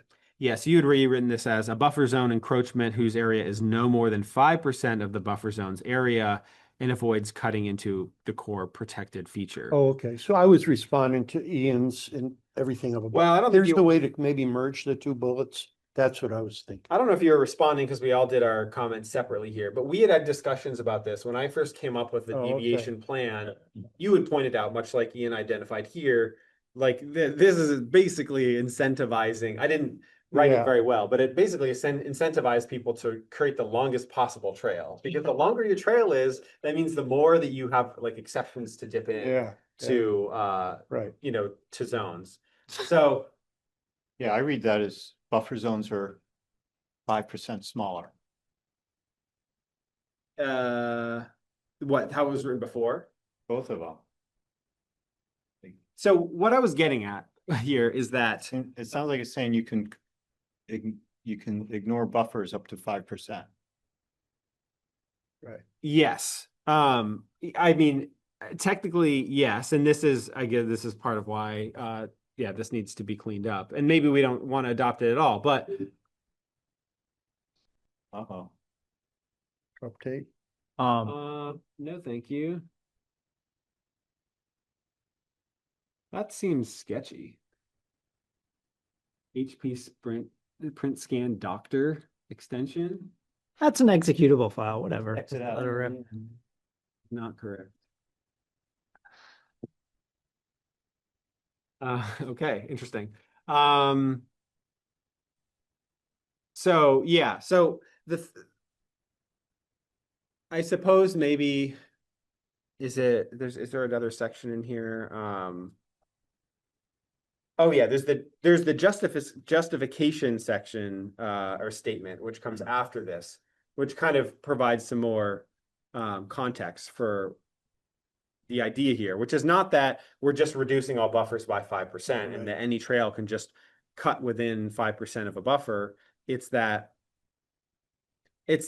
you, let's say, you know, you're this was intended to be practical and, you know, and to basically allow us to do we're basically like codifying some like real world decision making, you know, where sometimes things are 99%, you know, the way they should be. And it's like, this is a perfectly good trail, except for there's 20 feet of this one trail that's cutting, you know, 15 feet into a buffer zone. And without this, it would basically state that this trail can't go in because it's 15 feet over the line in a 300-foot buffer zone. And to me, that seems a little crazy. But this is saying that the buffer, the protected zone area, we can measure that off a map or whatever. Yep. But and then the trail encroachment is less than 5% of that area. So what's the area of the trail? Well, it's the length of the trail multiplied by the width. So I guess if the width is 5 feet and the length is 100 feet, then that's 500 square feet. But to define these two, you're defining two areas here. The protected zone area is easy. That's cartographic. I think the trail area length times width. So you need to define the length is easy. That's, you paste that out, measure it with a tape measure. But you also need to know the width to get a value of the area. Is it important that the minor deviations review process is significantly different from the non-minor deviation review process? Is there a non-minor? Well, yeah, there's this. So there's the trail approval process. And then, and there's the trail. Any deviation. Not even just minor, just any deviation needs a Sure, review we process. could nix the minor. And then we don't need to define it. Well, I think, I suppose, the thought here was to, like, in the spirit of, practicality and collaboration, to try to provide a little bit of wiggle room for just, real world decision making while making it so that you can't take advantage to that to such a degree that you could basically just like say like, well, this is good enough, like this is 20% into a buffer zone and that should be fine. This act puts a hard sort of cap, and it still is, because of the justification statements, telling people, here are all the things you need to check off to say that like, I've done my due diligence. I tried every which way I could try to get this trail in. This is the only way, and this is like the best possible way we could fit this on the landscape.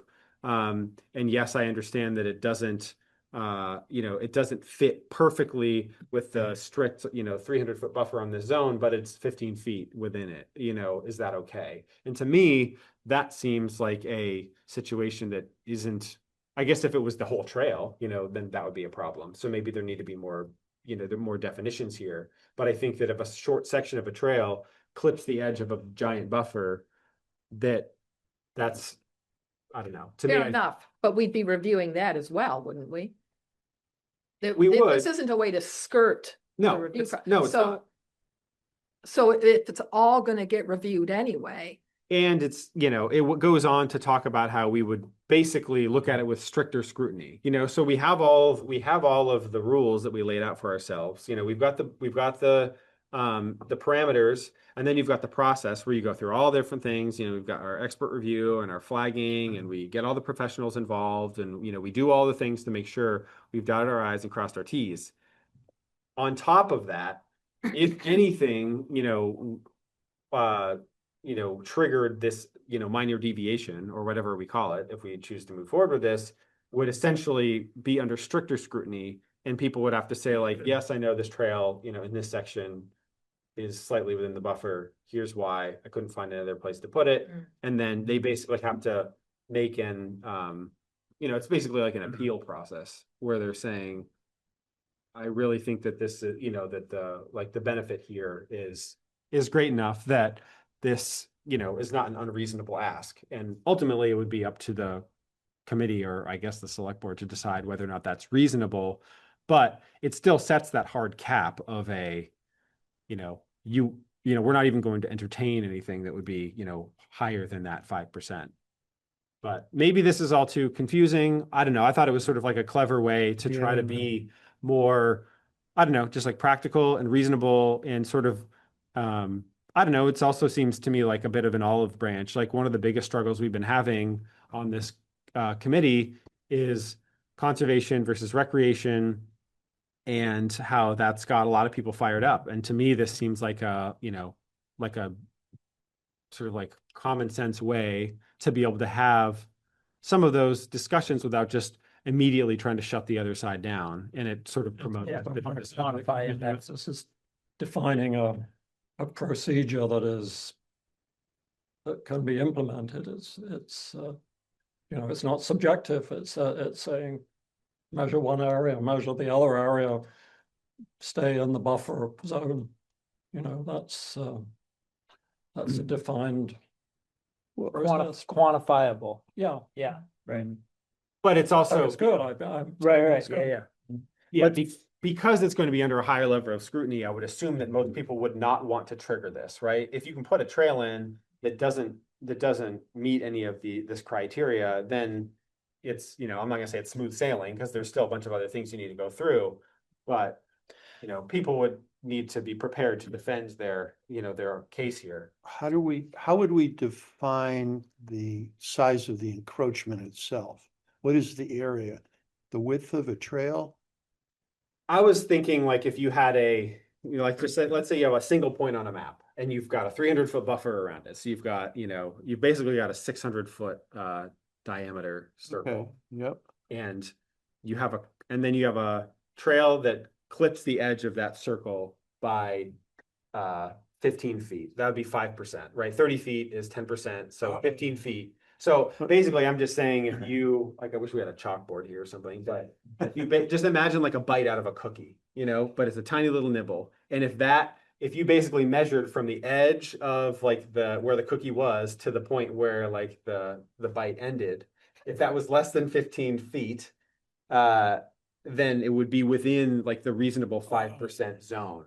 Oh, but we're talking the buffer area, not the I'm talking about like the size of the buffer. So like Yeah. if we're buffering, something by 100 feet, then you would only be allowed 5 feet wiggle room. But if it was something buffered by like Oh, 500 feet, well, the way that reads is area, because I was doing some quick math on just that size of a buffer. And you could get 1,000, if you go by area, you could have 1,000 feet of trail. oh If- no, and that's why this needs a rewrite if we want to adopt it. Oh, Yeah, yeah. when it says area, that means square feet. It doesn't mean Yeah. linear feet. So could we, in this definition, if we like 5%, include 2 or 3 examples like you've given? We should Sure, have yeah. examples. So there's, Yeah. the bite of the cookie and that, we understand that.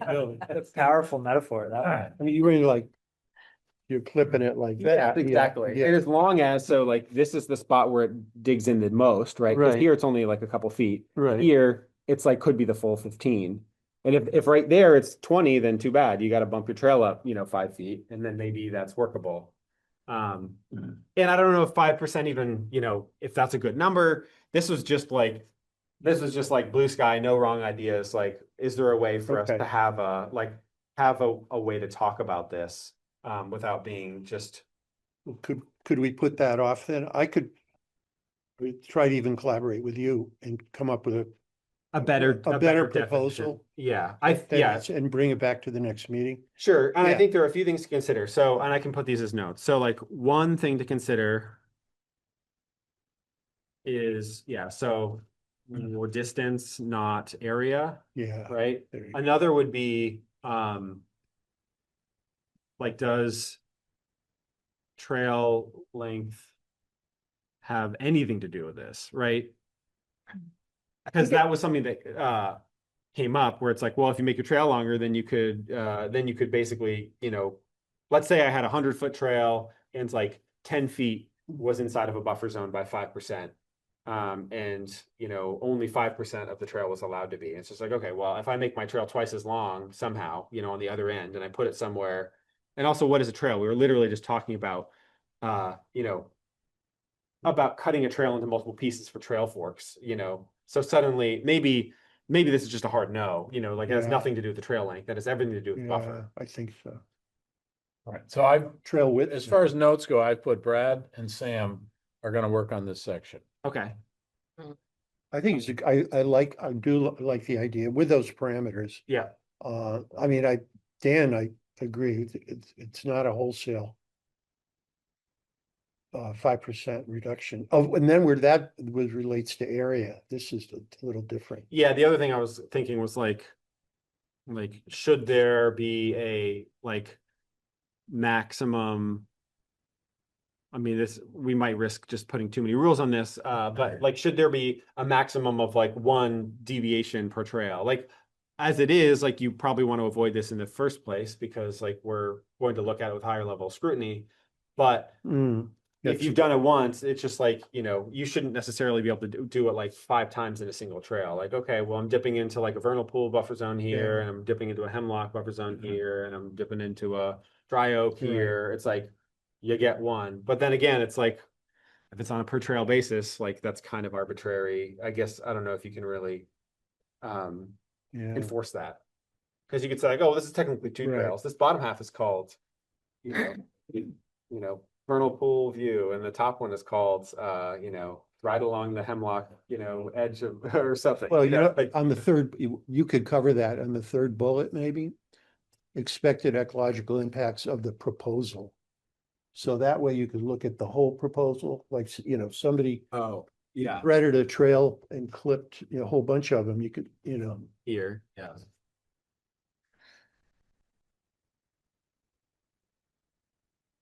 Can we just change that now? Do people like that Yeah. better? Changing, I do think it does make sense to look at this holistically and not just this one little, yeah. Do you think, I really like how this provides some context for impact to give, a framework for oh, well, it's 5% of the buffer. Well, what does that mean? Well, you know what I mean? It's quantifiable, like Ian was saying. I think that's really great. But I don't know, Sonia, were you saying that in the rest of the process, don't you sort of tease a lot of this out, discuss a lot of this stuff anyway?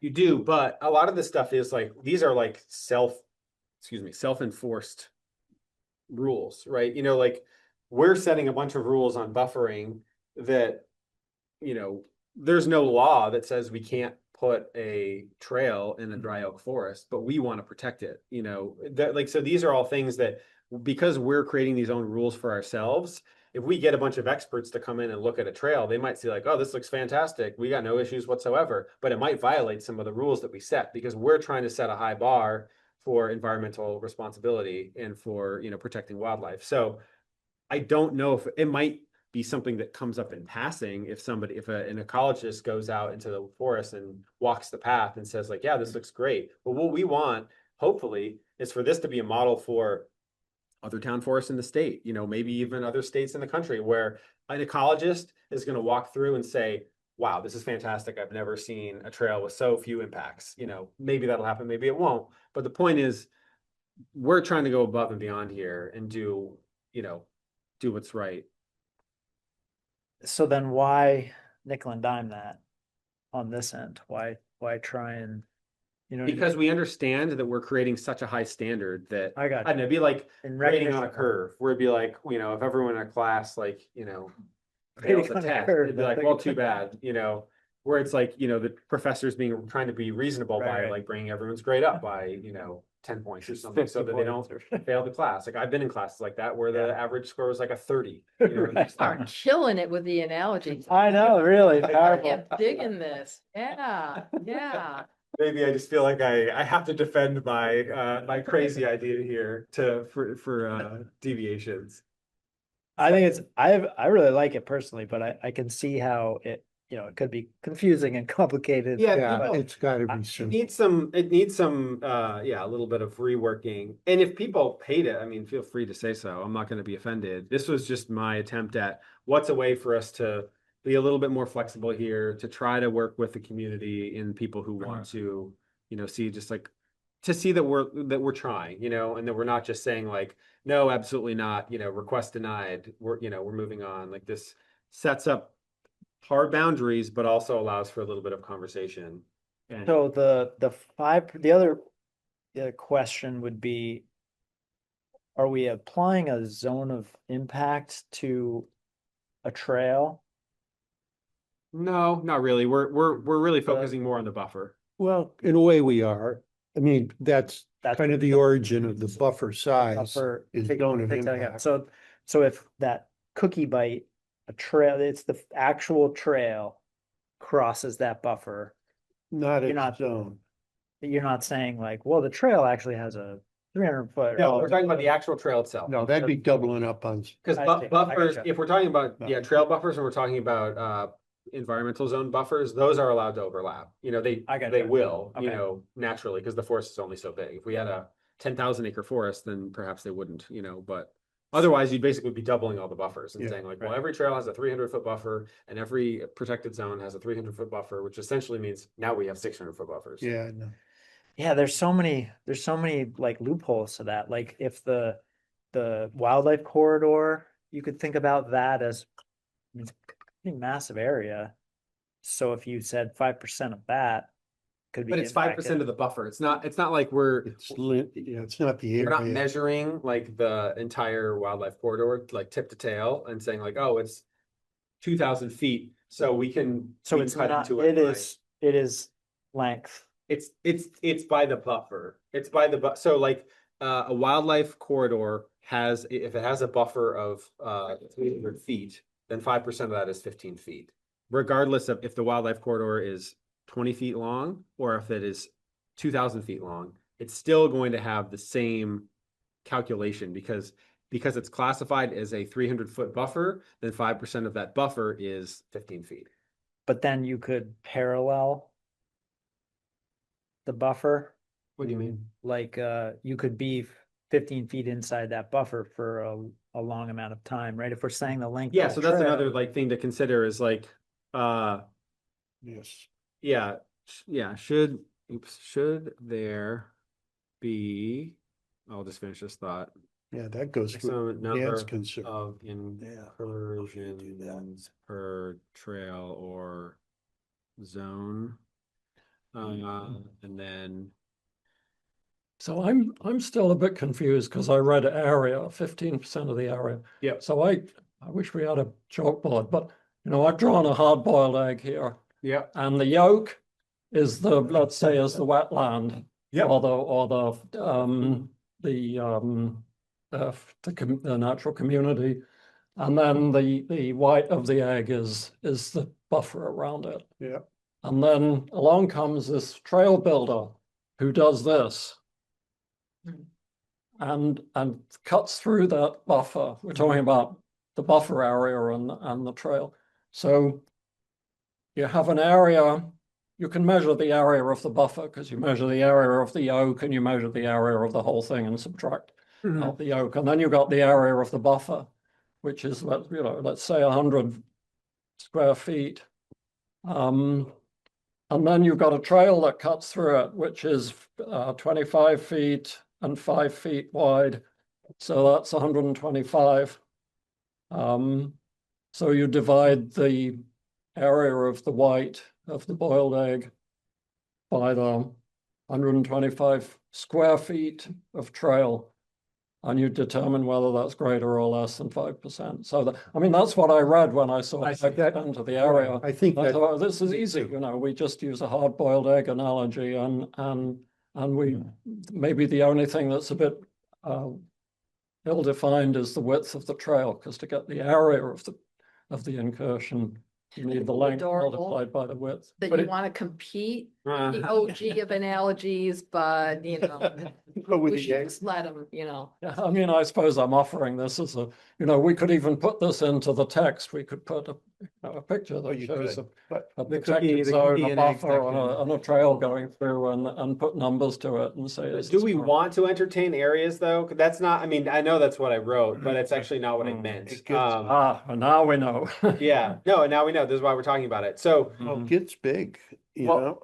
well, yeah, because maybe that is another thing to consider is that, yes, like if you were 15 feet inside of a buffer zone for the entirety of that, of like the entire trail, you could say like, I want to put a trail in, it's 100% in buffers. It's just like literally just like, I want a trail that's a circle around the outer edge of like the hemlock forest in the middle. It's like that's my dream trail.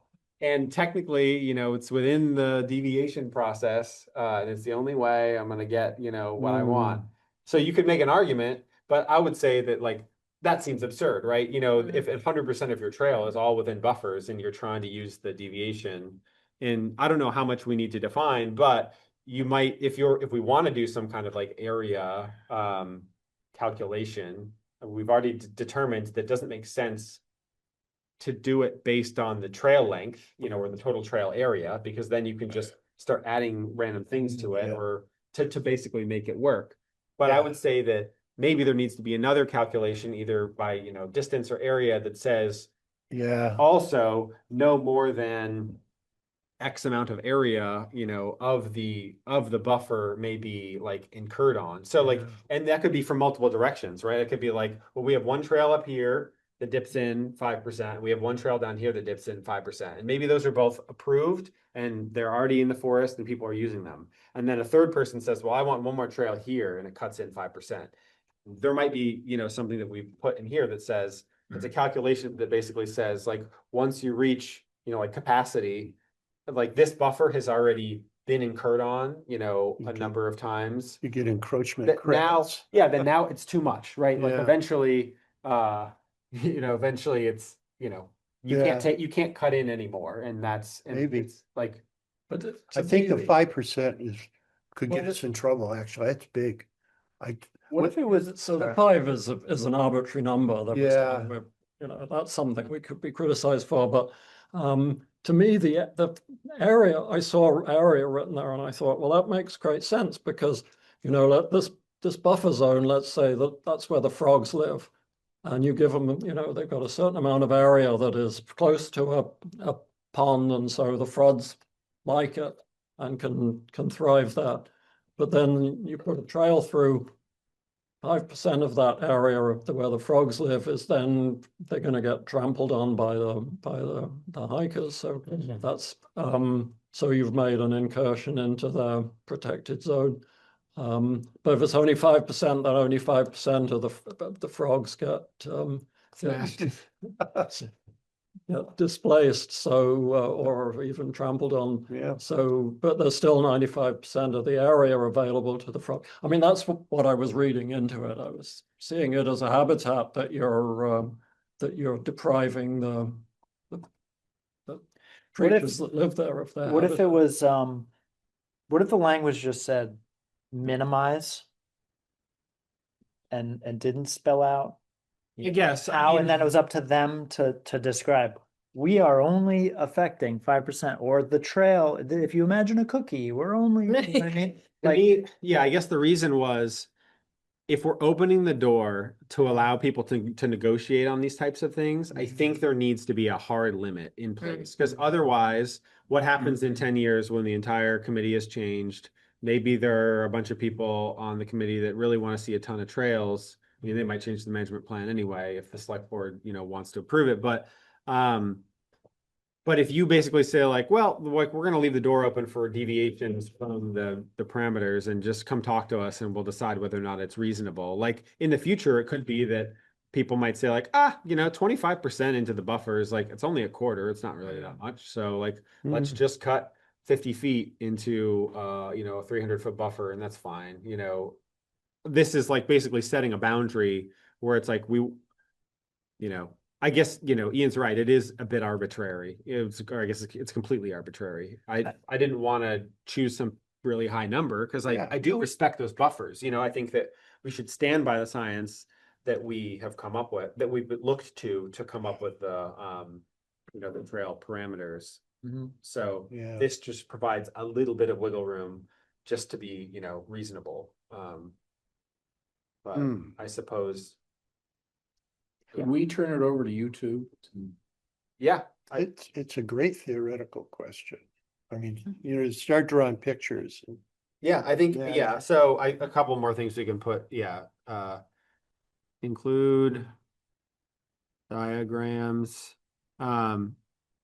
does feel like this is one of those situations where intent is really important. Yeah, And like you said, if you feel like a trail builder was intending to add distance in order to manipulate the rules, that would come out. Or you'd think so. you feel like they didn't really try to avoid a certain area. Like, I think that intent is really important, and maybe just writing language that speaks to that there's an expectation that if you can't avoid something, you need to demonstrate how you're minimizing the impact. And that doesn't mean it's possible. Yeah, I guess but maybe at least, if Brad and I are going to look at it together, maybe we can come up with two options. One option is come up with language that basically says like, hey, do your best here and like we'll be the judge. Just to like this is a good faith argument that you're saying like this trail should be allowed and here's why I think it should be allowed without putting any numbers on anything. And then the other version being,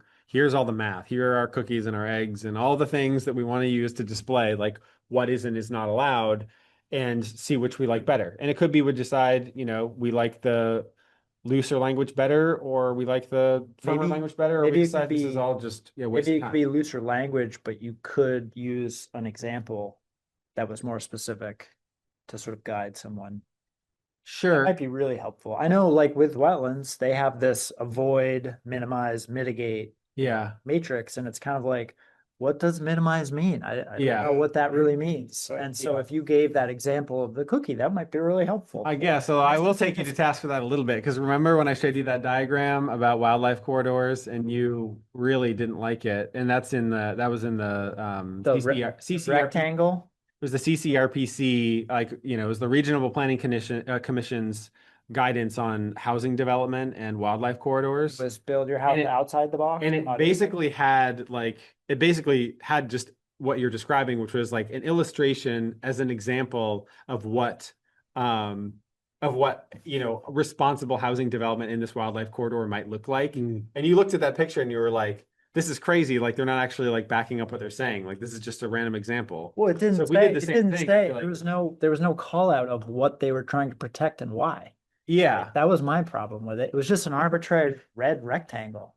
Well, they're That basically it operating with showed- the assumption that like this is something- this is a yeah, wildlife something corridor was that we're there. trying to protect. Totally. No. But my and point I- is that if we just use loose language and then throw some pictures in as like, illustrative examples, people might say like, well, okay, I guess this is helpful sort of, but also like this feels, arbitrary or it's not that the helpful, arbitrary red rectangle. Yeah, so I would almost, I don't know. So I guess I do think it makes sense for Brad and I, or if you want, we can get the trio back together if you wanna, because we, Yeah. we were the ones who initially went through Get a this chalk stuff, down right? whiteboard and Yeah, right. start drawing. I do have I'm, whiteboard. I'm happy to be a part of that conversation. I think you guys will do a great job. I Okay. trust that you will do a If great. people are cool with so, that, then I'm sure Brad and I you- can hash it out and Yeah, come if up with you a. want to have my argumentative red rectangle questioning self there, then Well, we can save it for next meeting.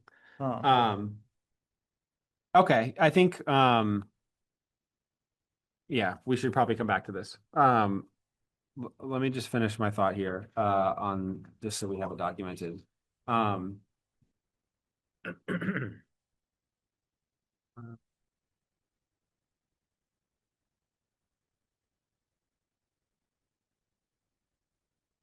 And 5% distance. Total area of buffer. yeah, one interesting. Buffer Total impact zone area would be less. Should than not, 5%. yeah, exceed Okay, yeah, blank, yeah, we'll hash this out Total later, area. but I'm trying to. not the buffered zone, but the impacted zone. One interesting. Oh, yes, of the impacted, of impacted zone should not exceed blank of buffer, Yeah, of like total a buffered area. buffer zone or whatever. Yeah. And we can hash it out later. But Yeah. I'm also thinking like the bite of the cookie is a weird example because like it'd be like if you bit the cookie and then didn't actually like it'd be like if you chomped down and left your teeth marks, but then like didn't actually eat anything because that's what the trail is. But I think that you would, if we're talking about area, you would want to like, you basically, once you've put that trail like through there, everything, you basically just grab that percentage out of the buffer. You fragmented it. Exactly, Yeah. because you're fragmenting, suddenly that Maybe- would count maybe towards that's the key area. that would, I would Maybe argue that's the that, key yeah. area. Oh, The I'll just put that down, fragment. one this will be fun. potential. Yeah. One potential implication of this that I think it kind of goes back to the red rectangle thing is if you're gonna I shouldn't be, have brought this I example. know. If you're gonna be specific about this, then you get into the delineation question, which becomes super critical and very challenging, right? That if Delineate the resource itself. yeah, Yeah. like if you're saying, okay, we're gonna set these firm boundaries and have percentages and, distances and it's quantified, you also need to quantify the resource. Core. Yeah, and it's not like it is just a red rectangle on a map. It's Well, it's kind that- of gray. And that might, we haven't gotten this far because no one had commented on it anyway. I guess people kind of liked it because there weren't any comments, but triggering an enhanced ecological review, whatever that means. But basically look at it with greater impact, which would be like, okay, well, we're talking about a buffer that's been incurred on. So now we need to like go to the source, not the buffer. Let's go to the thing that we're But buffering. you kind of need to delineate before you determine those buffer impacts, I right? guess, but like, can we pay, like, are we gonna pay $500,000 to get ecologists into the forest to delineate every last resource? Like, Oh, we have a yeah. general inventory that, based on work that Ethan's done, based on a biofinder, like, we're using, But am I? yeah, but- Arrowwood, we're using all the like But information that we have. is a potential trail builder gonna be able to know when they've encroached? Well, by these hopefully, but that's percentages? why we have the whole process, right? That's why we get involved. That's why they basically, draw their draft trail on a map. And that's, all the things that we outlined above. Like last time, the entire trail approval process. Like, that's why we have this step-by-step process that goes through and, there's the preliminary committee review, and there's the expert review and flagging and all that stuff. So I feel like Yeah, we but covered like into that. a hemlock stand or, or any resource on that map, there's nothing in the forest on the ground that shows that boundary. Right. So, But so there- how is the person? There's GPS though for it, Yeah. which is how they make the maps. So if they had a GPS plotter, on their phone or whatever you'd call it, right? They can see where they were in relation to the boundary that, let's say, So, Aaron Worthley said, or whoever, their ecologist or Lair Diamond of VLT, whoever the heck did it, right? They could see where they were. We could then, no, I know where you're going with it. I mean, I think we could say we accept the expert place unless it can be shown otherwise that they were wrong, maybe. In other words, put the onus maybe on the quote applicant to show that the delineation of that is wrong. And by same token, we could also do our own proof if we wanted. Say, okay, that thing is super sensitive. We're gonna go in there and measure that part of it, but we're not gonna try to do the whole forest. that's I completely wonder reasonable. If if somebody- that would work. It'd be like Yeah. a property, boundary dispute or something where you Yeah. get a professional in. If you really care that much about it and you're very passionate, you might decide like, okay, well, we need to get a professional in here to like make sure that this line is actually where it should be, It'd be the same thing where if somebody's like, well, I think this map that we're using, like, because we should put it on a future agenda, but the sensitive area map that we're Yeah. talking about having like the default, sensitive area map that anyone who wants to put a trail in should plot their line on that map. Somebody might be like, well, I think this map is crazy and that like this area is like Well, not. but even aside from that, if the map is, at the limits of accuracy for mapping, Sure. it might, on the ground be, it's not like there is barbed wire, or there's nothing to fall back on, so it's, if we're specific, about percentages and areas and lengths and such, a few feet could have a huge effect for something like a deviation, Sure. an encroachment on a buffer, So I guess Either way, it could have. what are you proposing here then? that it's intent, that somebody can speak to the intent of avoiding a resource and not necessarily be held to that.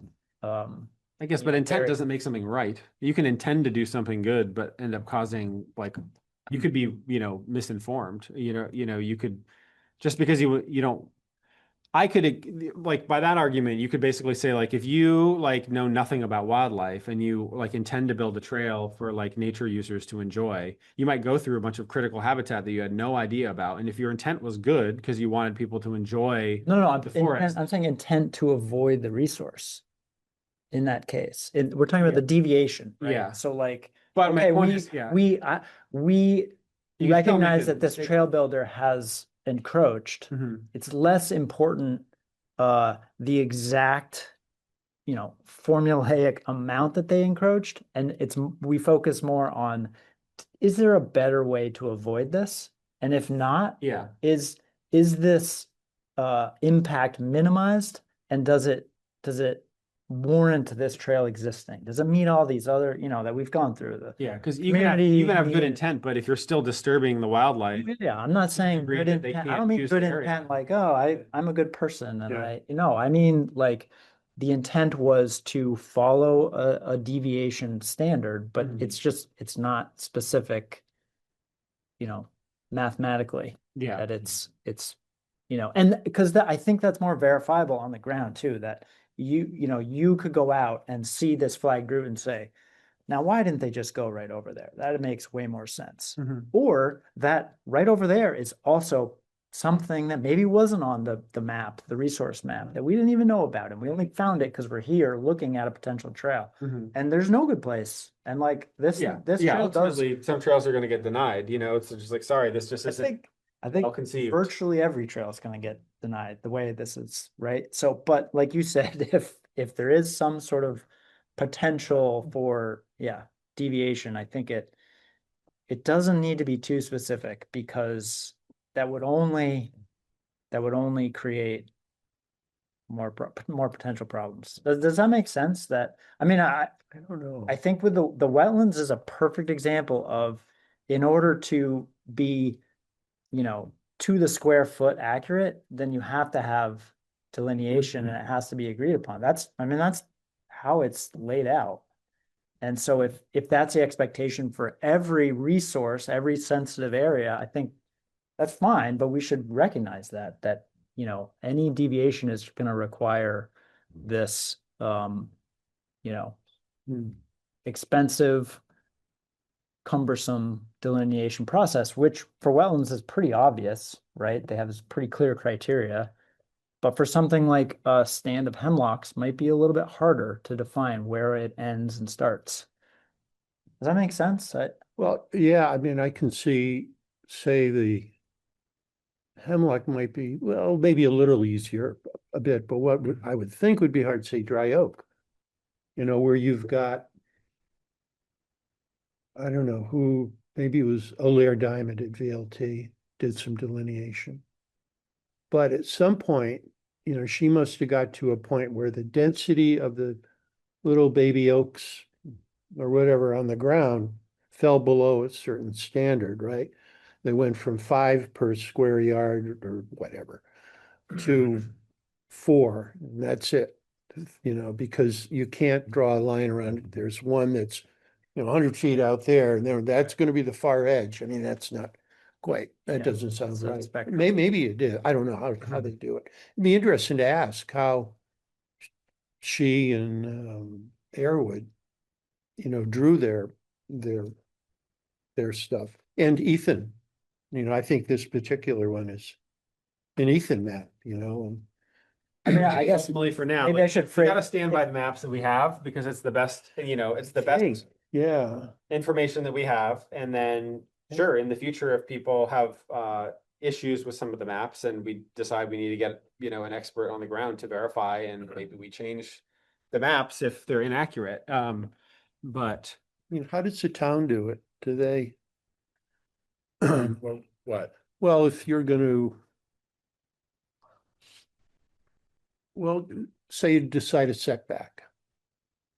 And it's not a hard thing like the edge of a building, but I guess it would be a hard thing. From the center of a road, that's Right. that's easy. Or the edge of the right of way. Yeah, any kind of fuzzy things I don't know. from the as you're bank. writing this over the next month, bear in mind that the applicant is in all likelihood going to be us. yes, So it isn't, we're not judge and jury. We're Writing whatever. our own rules. We're writing our own rules. Well, everyone's rules, including us. Yeah, everyone's rules, including us. That was awesome. Yeah. Mhm. yeah, that's a good point. I mean, ultimately, because we're an advisory body for the select board, I'm assuming that, because they have to approve the management plan. If the management plan doesn't include a trail map, which I don't think it will, right? Like, I think we've kind of decided that like the management plan comes before the trail design. At least that's sort of seems like that's been the thinking of this committee since, there's the high turnover a couple of years ago. I would say that just because the select board approves the management plan doesn't give us the right to just like approve and start putting in trails without their approval. So ultimately, yes, if we're the applicant, then yeah, we're going to be making these arguments to the select board. But we're basically going to, I don't know, I guess they're going to decide whether or not they think this is all fair. They might have issues with it and say, hey, you need to change X, Y, and Z. And at some date in the future, maybe a year from now, when the management plan has been approved and we're talking about putting a trail in, then, we're going to be sitting, at this table talking to the select board about, here's why we think this trail is responsible, even though it's 5% in this buffer zone. Right. And so, yeah, I don't know. I guess it is a little bit weird to be writing rules for something that then you're going to be like presenting, but I guess, we're setting Happens all the time. standards, Right. that we want to adhere to. And, we might have a trail that we think is really cool. And then now that we've set these standards, we go back and we're like, oh, this is not going to work now. It's like, because we want to put, we want to set high standards and stand by them. I wonder if it would make sense to, if you guys spelled it out, like you are talking, and then like this potential reroute of the vast trail. I wonder if that could be like plugged into that that formula. That's not encroaching on buffers. Well, it might, I guess, if there are buffers, you know, between the vast trail and, you know, like Well, in there's the a, zone that we're. there's a putting- 300 foot, I thought it is a buffer. I thought there's a. No, that's 300 a foot- temporal buffer, which is different. That's a closure. gotcha. That's Sure. that's a closure. Okay. So yes, we'd have to consider So- like the 100-foot buffer that we're putting on the class 2 wetlands. So yes, I guess it might come into place if we clip 5% of that, you know, of that 100-foot buffer while, you know, rerouting. But isn't that covered by the exception? I'm just thinking for context, it might be great to just see like, okay, here's a trail, we can imagine it, we. I put wrote that in- down include diagrams in the notes. So when Brad and I talk through this and come up with, you know, a version, or like I think it makes sense to come up with 2 versions. One that's just a couple of sentences that says like, here's the general spirit of like what this means, you know, like what you're saying is intent, you know, versus having another version that's technical, that has actual numerical figures where we're saying, yep, you know, we're using 5% area and we're using 7% distance, and you can only incur X number of times and blah, blah, blah, whatever we come up with from a technical perspective. Both of those versions may include diagrams. So like Brad and I will come up with some new language. We'll also come up with a few diagrams that will help illustrate what we're talking about. And then we'll bring that back to the committee in 2 weeks or 4 weeks or whenever we're meeting next. Or Could one of those diagrams be this vast reroute? Just use could, that. but I guess I don't know if it's. Yeah, sure. I mean, I think without understanding exactly how this would be I applied. think we can put it. How about let's put it? We can. I don't think it should necessarily be this. Well, maybe it could. This way in the management plan, we can certainly bring it as like a visual aid for when we're talking through it. I think if the point here is just seeing Proof of, something in proof of ACF, concept, proof Sure. of concept. and you want one of the examples to be like an actual ACF map. Yeah, to see if it's workable, to see if it like I think that's fine. passes the sort of, you know, Sure. Yeah, we can. yeah, I this mean, makes it sense, won't or be this kind of is like quite cumbersome, or perfectly to scale, but I think we can illustrate with a ACF map, like here's what a trail could be, and here's where it would, you know, impinge on a buffer, and here's why it's okay, or here's why this one's not okay. like So- quantified though, right? Right. Oh, yeah, try. Yeah, I think though the vast trail anyway, Jim, is it, that's automatically exempt. I mean, the bypass. You know, we say, it's okay, limit the creation of new trails except as needed, and call that a new trail, the bypass, right? As limit their creation except as needed to bypass wet, steep, ecologically sensitive areas. So that, I mean, we So could it's a- try to apply it to that, but it would be kind of academic, because Meaningless, I right. think, Yeah, I think gotcha. that thing is accepted anyway, Yeah, yeah. exempted, rather. But yeah, but yeah, if you just want real world examples, I think we can do that. Timekeeper says that we're within just a few minutes of the next agenda item. oh, Yes, we are. Yeah, so I guess, yeah, Brad and I will put our heads together and look at buffers. I'm gonna send you some thoughts about maps. yeah, Feel free to email Yeah. me and Brad with any of your thoughts, since we'll be meeting about it. So, and that's, on those ideas that along that point, the, next agenda, I think, would benefit from having a discussion of maps to be Maps. included in the, Yeah, we do need to get to that, as I pointed out Yeah. earlier, the, I mean, there are a lot already in them. Some of in the these things are- appendices. are gonna spill over into that, and Yeah, vice like- versa. as is noted in this section and is still read, is the sensitive Yeah. area map, which we do need to agree on. Right. So maybe we do the next meeting. I mean, it does kind of make sense in the context of looking at this trail deviation stuff. So maybe we try to cover them both at the next meeting, assuming that, Yeah, we'll get to next meetings because we're in the holiday season. So I don't know what people's availability is and when our next meeting is. And if, because of the turnaround time on materials, it might be that we're talking about this stuff in 2 meetings time, not in 1 meeting's time, because as some folks here probably realize, that we meet and then you basically have like 9 days to do your work before it needs to come to me so they can get Duncan so that we can get it to posted in time. So that's a pretty quick turnaround for trying to get, some types of work like mapping Yeah. done. So it might need a bigger window. That said, I guess we can just step away from this and move on to the last agenda item. I don't think we're gonna get much else done here, except for if we want to just approve this one. Sorry, it's a weird Zoom. This might get tweaked anyway because it's in the justification statement, but I think this was probably you, right?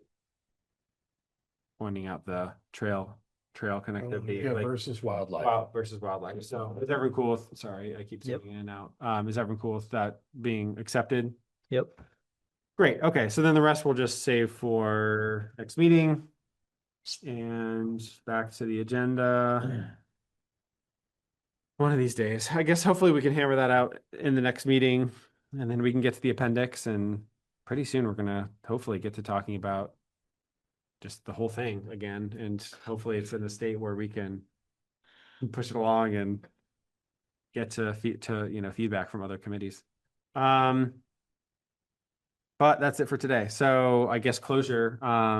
We've talked about a few things, business for upcoming meetings, including maps, deviation stuff. I'm just gonna write myself a couple notes. Oops. ACFC next thing. Sensitive area maps. Trail deviation language. Trailforks. Updates. Does anyone have anything else for Just the next meeting? Just a quick thing, I might have mentioned at the last meeting, the town plan draft is rocketing along, and I mean rocketing, and it is a speak now or forever hold your peace. The draft is up, there are some amendments have been made to it.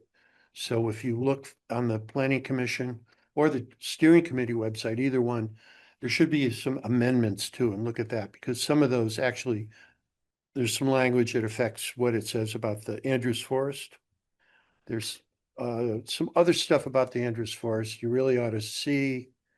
I think if you have comments, we probably don't, there isn't time really for us to, come up with an official version. We submitted what we thought we would like to have it say about the forest, the goals and objectives. Those I'll editorialize. They seem to me they were either fell between the cracks or something. They don't seem to be included. Other stuff got in. I don't know how it got in, but take a look if you want. And you can respond as private citizens. That's how I'm doing it. But if you're going to respond, the deadline is December 5th to the zoning, whatever, the zoning guy, Keith, downstairs. He's more than the administrator, right? Zoning director or whatever. Planning And director, the what? planning director. Planning director, I'm sorry. And then those comments will be reviewed by the Town Plan Steering Committee, a subset of the Planning Commission, on the 12th at their meeting, on the 10th of December. Then they're gonna go away and deliberate, and that very month, deliver something to the select board and the regional, because the regional people have to review this. They've already reviewed the preliminary one and accepted it. With a couple of technical changes. But anyway, it's marching on, man, it's going fast. So what they're shooting for is so we can vote on it on town meeting day. And which would be the most streamlined way to get this done. If we don't do it then, they have to call a special election, and that's kind of hard. And November would be kind of too late to vote on it, as Virginia said. At least that's what I picked up. I think so, because it needs to be, I think it needs to be released Yeah, earlier, or I think so. I think we're up against a deadline. Yeah. We're already overdue. And maybe we're on extension or something like that. But Thanks. anyway, man, they are flying through this thing. so get your comments in Get your within by the comments in. 5th. So it's less than 2 weeks. Yep. If you have, But you feel like the Andrews Community Forest language is, We basically, Great. we were, somebody, Virginia actually at one time said, there's a section in the current one, town goals and objectives on town-owned property. And there's Andrew's stuff in there, although at that point, it was the town forest, the community forest, the town forest. But she said, maybe now, you guys are farther along, maybe you want your own goal and your own objectives, and they'll still have the town owned, the broader one. And it really, I mean, because it is a big umbrella there, the way it is. Town owned goes from the garage to the forest, Right. in terms of intense use. So what we did, we approved basically taking our vision statement. And when it was, there weren't a lot of specifics, but this is our goal and here's how we're going to get there. And it was basically what we have in the vision statement. And it's very broad, we're going to, and it goes derived really from the easement. We're going to protect ecology and all that, and we're going to provide recreation and some other stuff. But this kind of goes beyond that. It talks about our committee and frustrations in the town. I mean, it's like, Yeah, okay, so it's that was gonna it. be, to me, Yeah. editorialized, and it's gonna be out by March. This is old news, Yeah, it's taken a while, but do we have to? And why, what does that have to do with the town plan? What's that got to do? Does it help? One thing that they're saying is on page 40, they're mentioning sustainable firewood harvesting Yeah, at Andrews yeah. specifically Like for the townspeople? as part of the plan. Yeah, see, Goal, I hadn't seen that. goal 3 on page 39, item 5. Ensure that the long-term management plan for the town forest allows for sustainable energy production for the benefit of the town, such as sustainable biomass harvesting, firewood. Or is that like the real plant? No, I think it's firewood for local residents. Oh, huh, like town land, so go. Right. I feel like you could read that two ways. One is we're putting it in here because we want to get firewood out of the forest. You could also say we're putting this here because we want to make sure that if firewood is ever taken from Andrews, that it's done sustainably, so that we're not like clear cutting the forest for the town, So Okay. you can read it two different ways. So it sounds like it needs, some adjustment. So we're over time, Yeah. so we Anyway. do need to move on. But those are some great call outs and, speak Yeah. now or forever hold your peace, as you said, where Right. it's like we got less than 2 weeks and then comments are closed, right? And they're basically gonna make Yeah. their decisions. And as Yeah. noted last meeting, really, we're in a position where we're submitting comments as individuals rather than as a committee. Right, Yes. as individual. The whole plan is important to read. I mean, that is really the foundation for everything the town does. Yeah. You can point to the plan that say. So are we meeting on the 8th? Yeah, so thank you, right? So yeah, confirming the next meetings, yeah, according to our cadence, the next two would be the 8th and the 22nd. So does anyone have any issues with meeting on the 8th? Cool. 22nd, I know is awfully close to Christmas. That's normally when this committee would meet. The 8th is sort of our, off cadence meeting that we've been adding. So I'm not sure. Do we want to talk about that in 2 weeks or do we want to talk about it now? Does anyone have any issues with meeting on the 22nd? Like No. additional concerns? It's okay with me, but some people may be traveling or, I'm okay with it. So Important. I guess we'll leave it unless anyone has any big issues. It sounds like we have 1, 2, 3, 4, at least 4 people that can probably. It's like we'll have a quorum. We just need one more. Yeah. Yeah. So I guess we'll leave it in place. And I mean, man, I really thought that maybe we'd get this management plan done before the end of the year, but we got 2 more meetings now and we're still just we've been spending so much time on this recreation section. I know it's important. But I think we should meet every chance we can get because Yeah. I don't know. I thought the deviation section would be really easy, but I Well, just find myself like, oh, wait a minute, what about that? hopefully Brad, people brought up some really good comments. I think, Brad and I can workshop it. Hopefully we can get it done quickly, Yeah. next meeting. And I guess we'll see. Cool. Well, I think that's everything. So, can I get a motion to adjourn? So moved. Second, Second, all in favor? hi, All right. Thank you, everybody. you guys. Bye.